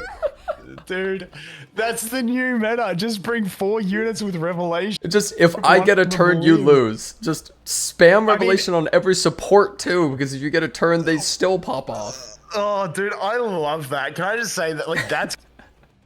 Love it. That was huge. It's that so- was huge. It's so cool to see someone's But whole also, playstyle. I realized my mistake in thinking, like, you have revelation on the Freya. You're using that skill 3 regardless. Yeah, because it pushes up, pushes back, and does so much damage. Yeah, the only thing I was looking at was not getting the pushback, which they missed on the Lily, which allowed the Lily to cut in, but it just wasn't enough anyway. So we're going for safe strat. But this no, time, that's Say Shizo going. Say Yeah. Shizo's up top with the counter pick on the Messiah. Okay.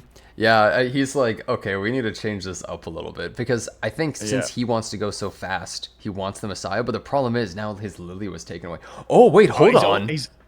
Wait, see, Shizo has the revelation Freya too. Yeah, wait a minute.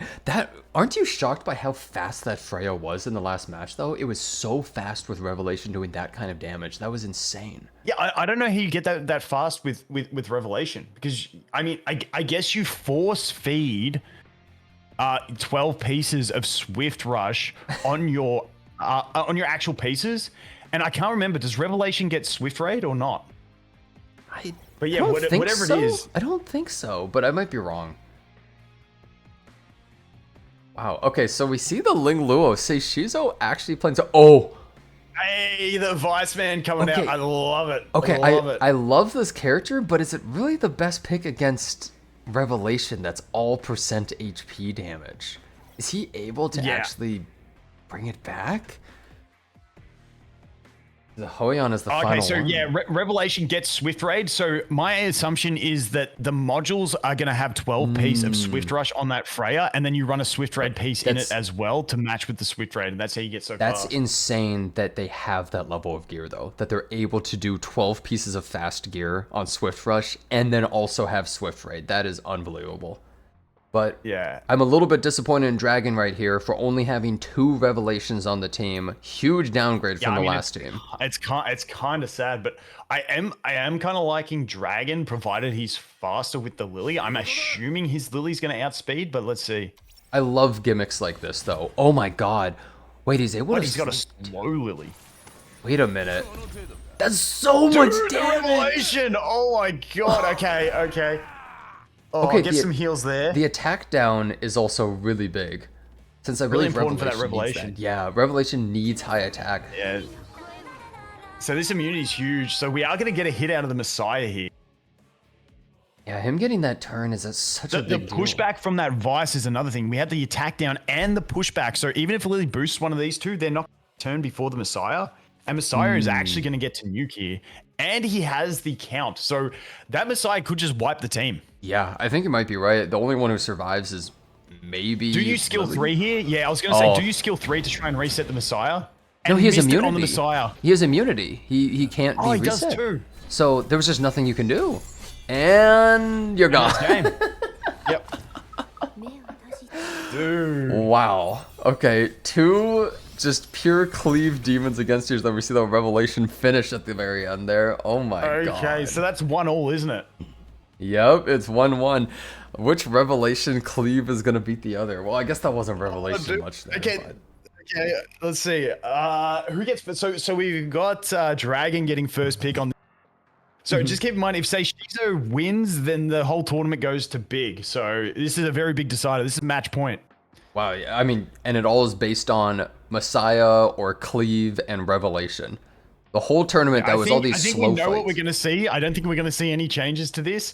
I think the big thing is taking the Freya. I feel like Freya is the big threat from Dragon. I think say How fast it Shizo was. should take Freya plus Lily right here, not Mio. Because we don't even know if Dragon has Mio built. They've never picked it. So if you take Lily plus Freya, I think you're taking so much away from him while also setting your team up.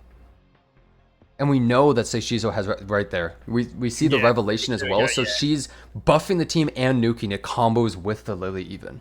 It's perfect. Yeah. And this might completely lock out Dragon from any team he wants to run. Yeah. Whereas just keep in mind, if you're watching this in PvE, Freya with Revelation's a bit clunky because she's got a 4-turn cooldown, so it doesn't sync with Revelation. Oh, we're seeing the Revelation spam though, the demon right here. Yeah. But say Shizo, I feel like is kind of getting his ideal team. He's getting the 2 speed characters he wants. He's getting the Freya, who's going to be is a huge threat and a damage dealer. And now he just needs one. The problem is, if you ban the Mio, the Lily's just going to boost that Freya. The Freya's going to boost everyone else. Then you've got the immunity. So, but was it Dragon with the super fast Kaz as well? It was I feel like really Dragon fast. needs some sort of extra speed or something. Like obviously we don't know what their roster has. Hoyon is the final pick. Now, we really haven't seen Hoyon have a great performance of this entire tournament. She overall has been kind of just getting obliterated. Yeah, but I feel like this is maybe the kind of game that she can in. So if you ban the Mio here, No that control. gives her free reign to land a revenge and tap someone. And when you're running so much Revelation and you're stacking, I guess it's only the Freya on Revelation. Do you just... Wow, what do you ban here? Do you take the Mio out? I think Or it's the Mio Freya? Tsukiyomi. Oh, okay. Ooh, Okay, Lily going. Tsukiyomi. Oh, I can't remember the immunities, who had immunities either. So maybe you got some immunity and that's why you're getting rid of the... Oh, man. Dude. I think it's going to be a quick match no matter what. I'm getting to me son's game. Triple Revelation. If that goes through, you lose. But there's no immunity. I think you skill 2 here. Ooh, Yeah, that's for the skill 3. I kind of feel like you would rather just skill 2 immediately. You can't let them get turns. I think it's okay. That's decent damage coming out of that one. Do you think the Revelation Freya's going to just take them out? Actually, you're right. Well, Mio the is Revelation lapping. Freya, it will get them all down to about, 20% HP. No, I think you're totally right, though. The Mio is lapping. I wasn't taking that into account. Yeah. She's going to take an extra turn. Oh, let's see the damage. Oh! Oh, that is no shot that did Oh that much. my Whoa. god! Oh, the revive, revenge kill. The big Wait, revive. that's a Oh. huge revenge kill. But Mio's able to go for another skill 3 here. It does take out the Messiah. Okay, and now we get the strip, and that's see you later, Harian. Wait, Hoyon didn't did strip. not get It didn't stripped. strip. She was unbuffable, but she didn't get stripped. But the thing is, Kazuyo is so far back on the bar. Is she actually going to take this turn? We've still got skill 2 from Mio because she's on the Codex, so she double skill 3'd. So it's going to come down to the freeze here. If this lands, it didn't land on Hoyon. Oh, we could she get has skill another 3 revive here. again. She can do another revive. Wait, it depends if we have the damage. You Is go this on kill? the Mio, would Oh, Yes! Oh, 52,000 and no way! Messiah's And he's back. The big dog's back. No way. There's no way you can finish all them off. Well, yeah, he's. So the thing is, this is doing decent damage out of this, and I don't know if it's the Messiah over. can get the kill. There's no way that it's Heinrich Revelation. lives. Forgot it's Revelation. Oh! It's a Revelation. Oh, there it is. There's no way you're surviving that. It's a Messiah plus percentage damage. It's over. That is huge. Okay. All of the shit talk Huge of Horian. win. Horian was MVP. Yes, MVP. Hoyon showed how powerful she truly can be when used correctly. 52,000 damage, 2 revives, Dragon, full Revelation set, completely taking out Seishizo in a setup that looked like he had it. Dude, and cause that Horian's like just one-shotting dudes, like they're just coming back in full HP, and it's just too much to get back through. Like that was the of where Hoyan demolishes. And once again, the big thing that was the absolute game changer was that they failed to strip the death immunity They needed it. with that skill 3 from the Heinrich, which allowed Hoyan to stay in. They needed that so badly. It was so unfortunate for him that he didn't get it. That was massive, though. Hey, that's the RNG of games. So that is game 2 going to Oasis Dragon. Yeah, no, Massive match. Now let's see. So okay, we're going straight into it. Not Yeah. wasting any time. Divi versus Mod from Team Big. All right. Well, it looks like we're going back to the song. Bring back Revelation. We want Revelation. Yeah, wait, no, I don't want to play Bruiser anymore, guys. Well, the funny part is, if you're a Bruiser player, I just think Dragon destroys you. I think Dragon kind of just immediately would demolish any of the full Bruiser players, because how do you tank up? How do you survive that kind of just pure damage? Yeah, there's a ton of it too, isn't there? Hold on, Rahu. He's using a very different shell here. I'm actually shocked. Yeah. Can I just say as well, the fact that JJ in the early rounds, Sarah's just saying it in Twitch chat, a very big point. JJ actually beat out Dragon in the first round with a bulky kind of tank. That was a setup. huge effort. Yeah. Yeah, with a tanky setup, that's kind of surprising. We do see one revelation here, you know, on the new character here, the new LD. But yeah, I mean, she has massive potential because the revelation still applies to follow-up attacks that she does in the turn, so she can get incredibly high single target damage. This is the first I say, Mia. I was having a chat with someone about this the other day. I feel like Mia is a little bit slept on. She's got the AoE strip with pushback on a 2-hitter, so she can strip and pushback. So she's the only character in the game that gives you a strip plus turn advantage. That is true. That's actually a huge deal because Heinrich he's so important because the strip and the unbuffable, but there isn't really any character that does a strip and something else extra like either stunning or pushing back other than Mia. That is actually kind of big for the turn advantage, but it's not a very fast team that Divi's trying to go for. Yeah, it's not the fastest side, but let's see. I think I lost you there, Jenazad. Are you still there, man? Huh? What? Yeah, can you hear me? Okay. Yeah, sorry, you've been cutting out all day on like my stupid. Oh, you too for me, man. Same here, man. I don't know what's going on. All right. Opting not for the immunity. I guess we don't need it now that Doki's got the ability to cleanse on turn. Yep, we see the health increase, and Lilith is a health scaler, so it's increasing her damage as well, not only tankiness. I don't know the interaction of Mia with bombs, which is something I'm not too sure on. Because she reduces the duration of debuffs, and I'm not sure how that works. They could just detonate the bombs instantly. That's a good point. We don't actually know what that does. Well, at least the two of us don't. But yeah, we do see that slow plus attack down. Obviously, Doki is really good at dealing with that, but stunning the Mia was a huge deal. Yep. A decent amount of damage going down that Lilith. Do you go for the taunt? My default play is the shield here when your heal is locked out, but they go for the taunt. Enough accuracy to land them though? No, not And they just really. get cleansed. Yeah, we didn't get any taunts either. Yeah, that's really unfortunate for him. Maybe should have gone for the shield like you said, since it didn't really impact much. And look, full health, like nothing even happened this entire match. Yeah, because with the Mia locked out, you lose access to healing. And with the T-Mat, the healing is actually quite important. Yeah, you really need that. If they can, they might be able to just permanently lock down Mia the entire match too. Cooldown reduction on that Lilith. She has skill 3, and guess what? Bombs are back, yeah. Mia, you're stunned again. You do not get to play. Missed the bomb on hold. End the bombs on the T-Mat, give her a chance to put the shield up, but the shield's going to be minuscule now if she does decide to do it because it's based on her current health. Yeah. It would apply a fuel over time to help the others live a bit longer, but... I mean, this is what we kind of saw before, the Lilith just completely soloing your team. You don't get to play the game. Yeah, that Lilith plus Doki especially combo is just really nice. And, you know, Lilith, you just get a random extra turn one time and it's just like, we're lapping again. I think you just like push back the Lilith here. Yeah. Yep, you were right on the money. Just push back Lilith. You cannot let this character take a turn. She's on Gigabyte though, so she's just automatically laughing. Look at that heal. It's like nothing happened.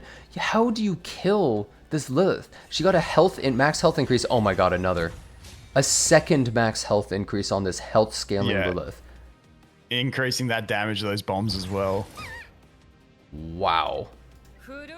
Increases max health by 20% up to 2 stacks. That is a 40% health increase. It's a big boost. It's a big boost on any HP scaler. It's not too bad at all. But also like just making them so much harder to kill when they're already stacking that much HP, and the percentage boost just gets bigger and bigger. And Doki able to not only reduce those cooldowns. Oh, an extra turn by Lilith. Yep. That was gross. That's but brutal. Where's her cooldowns at now? Let's check the Lilith. Probably about to use 2 another turns. bomb. Oh, 2 turns? Okay, well, she could get an extra turn from her next skill 1, though. Actually, where's Doki's at?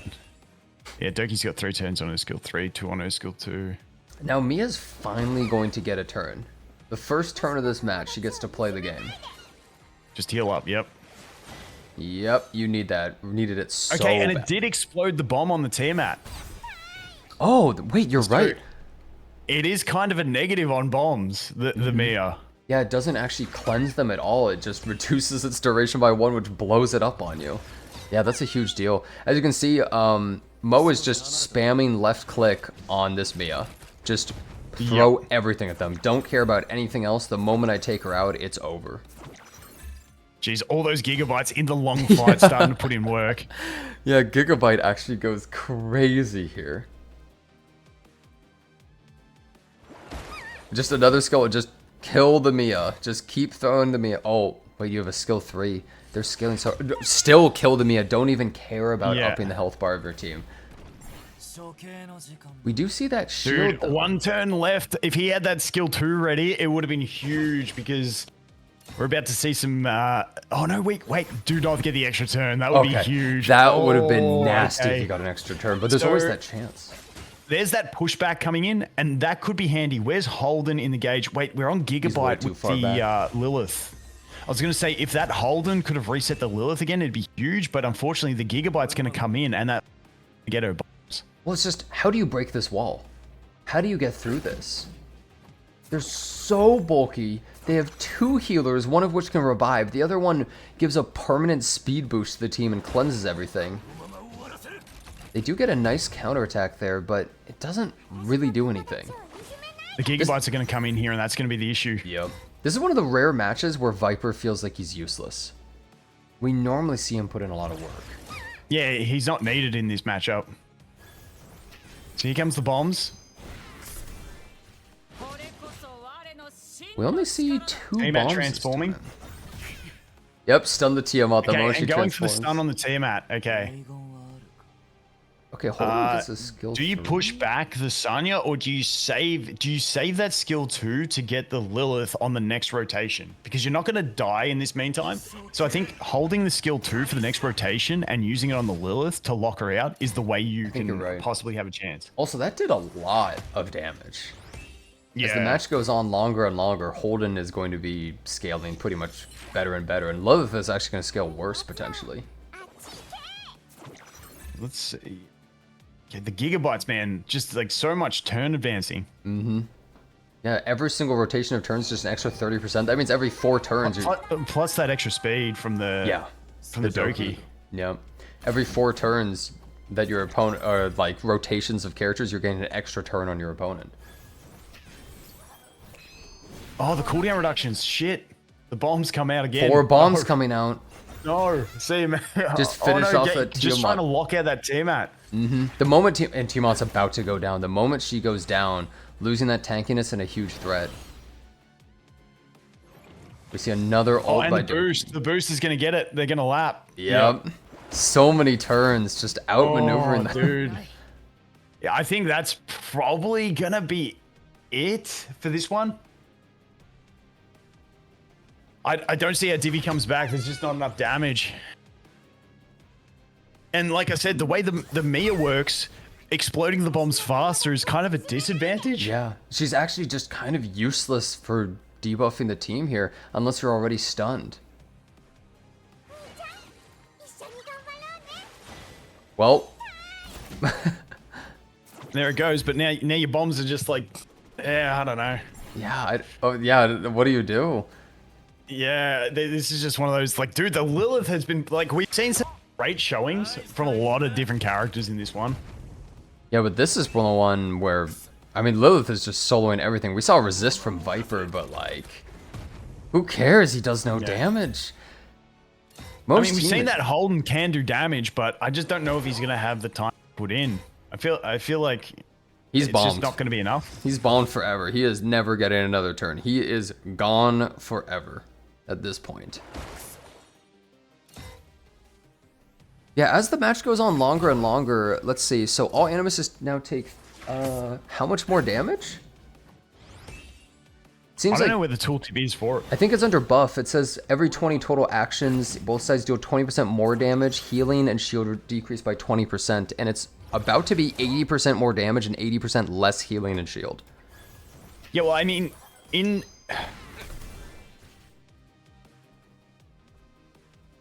do we just see a Holden one shot of the board?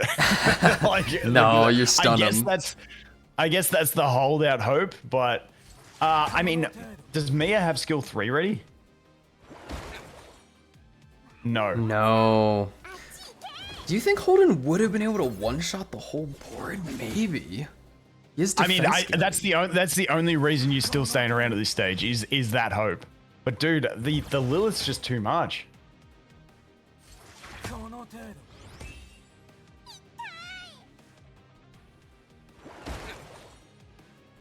Yeah, because even the damage out of those healers now become too much, and that's going to be it. So Moz getting the first win there for Team Big, but yeah, the Lilith, man, we've seen basically every raid, she's been pivotal. Even though you think like, oh, you rely, landing debuffs to deal your damage, and you know what I mean, and there's so much immunities out there, but the character's just solid. Once you get looping, it's hard to come back from. Yep, and now we see Divi with the first pick and going for that Lingluo. Yep, Lingluo and Gigabyte. Oh, and now we're going to see the Sonny on the other side. You don't want both healers on one side, it seems, after that previous match. Yeah. Was it Divi that had the Mia as well? So do have another healing option built over there as well, which could come into play to get the double healer, steal that strategy away. Well, you just want to make sure that you're not against a Lilith, it seems. And we see that Viper, yep, going for another slow match. I will definitely say I miss Revelation. Yeah, the Revelation was a little bit exciting, I'm not going to lie. Yeah, it actually made the match like, I have no idea what's going to happen.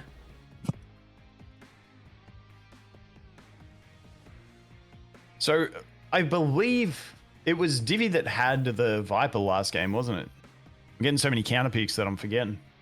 Yeah, I mean, both of them are picking kind of similar teams. Like, they're kind of just trading the same units that we saw before because they're such high-value characters. Divi's draft is looking pretty solid at this point. I'm liking Divi's draft, and now that he's got the Lingluo, he's got the Mia in the back pocket that he can select as well. Yeah. All these 2 Bruiser units. If he gets like a Rahu and a Mia in the last picks...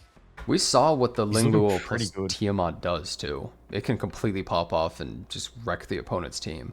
I think you're right about the Rahu. Yeah. I think Divi picking a Rahu here could be really huge. They have Holden, Lingluo, and Tiamat. Oh! Ooh, okay. Oh. No! Oh, okay. So the Rahu's still available. I think it's Rahu Mia is a great draft there for Divi. If he's got it. He might not have the Rahu built. No! Hold on. Some Revelation in there. Yeah, but a Revelation damage. Okay, but what's the last pick here? Because this Lilith could be a problem. I mean, we saw what happened last match. What if they're able to ban your Lingluo?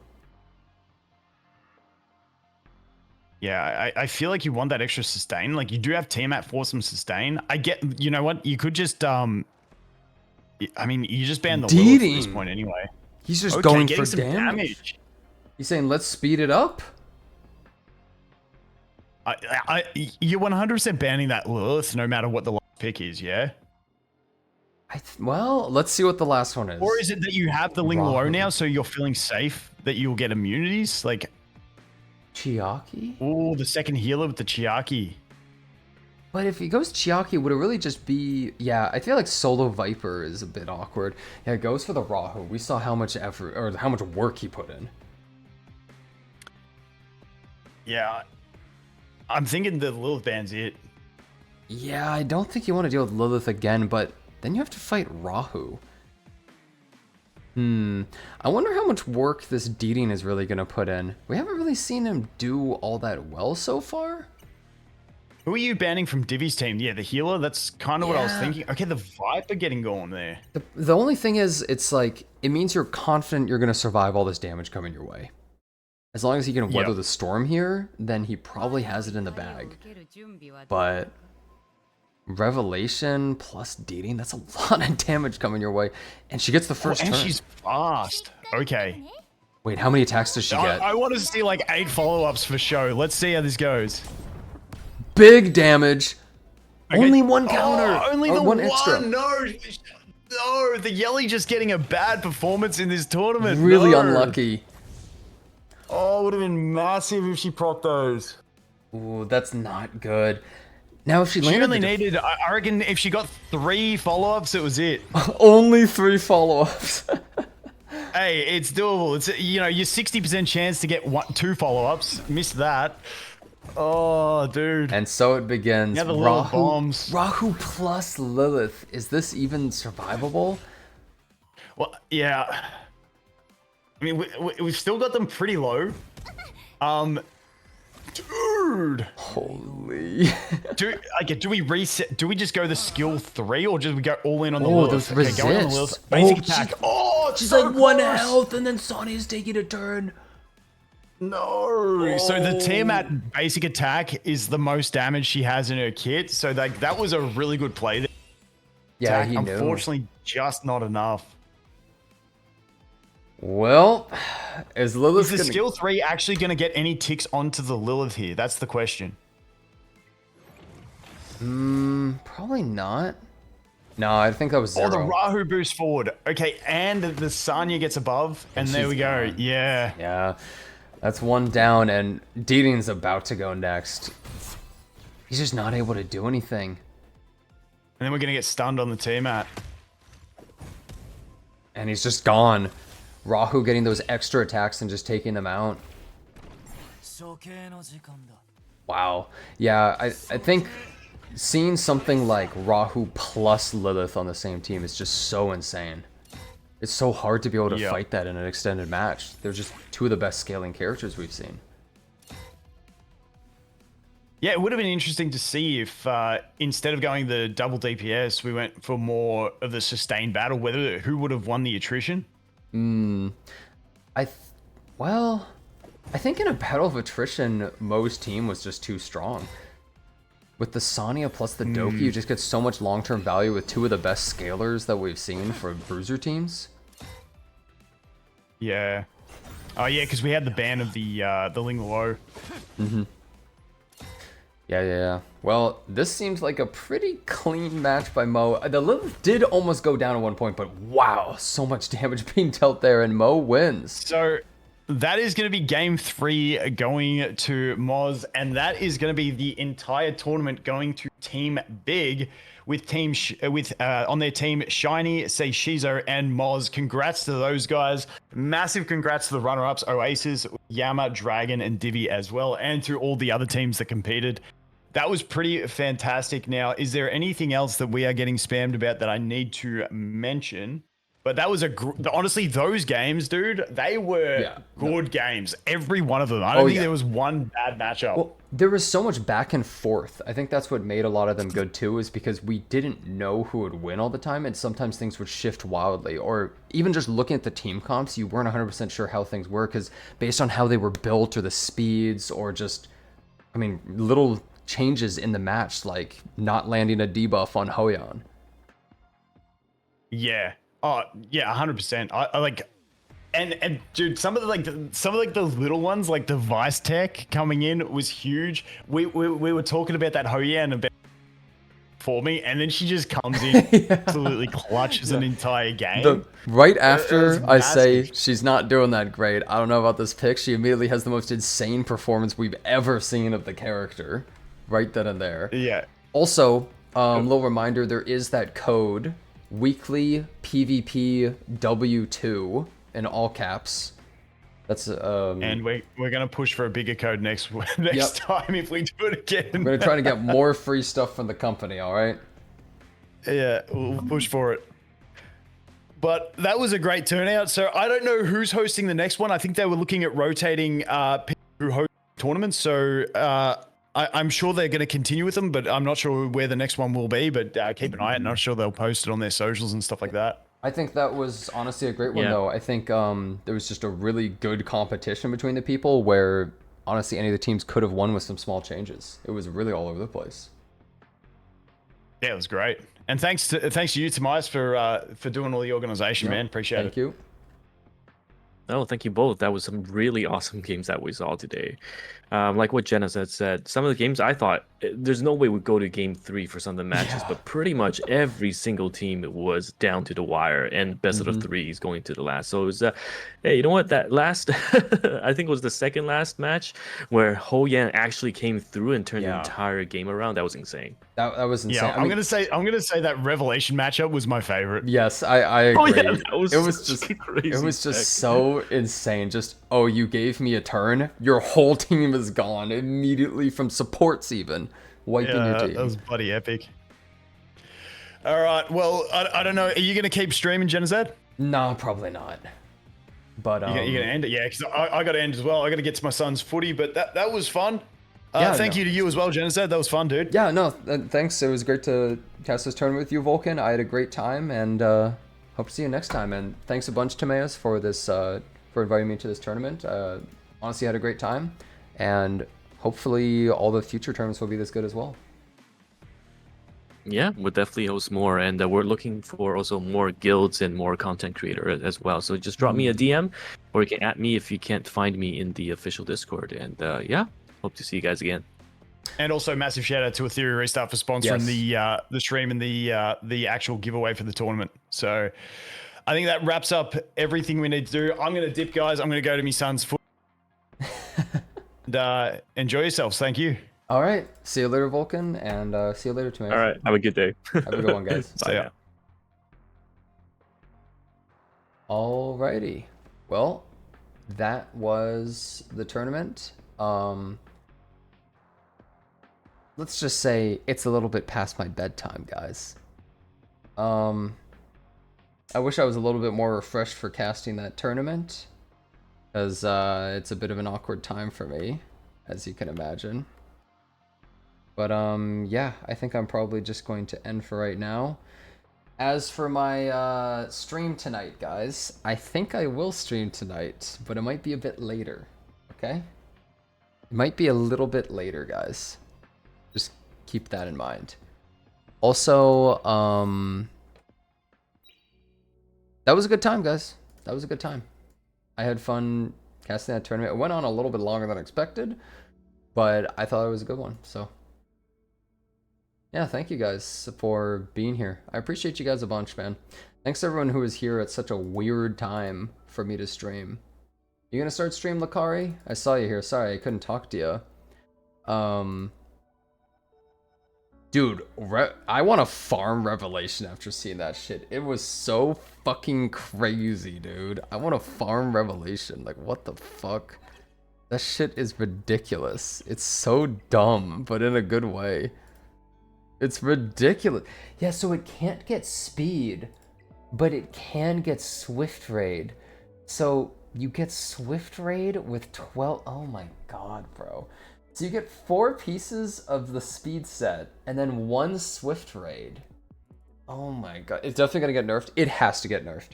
It genuinely, Revelation is beyond broken. It needs to be nerfed.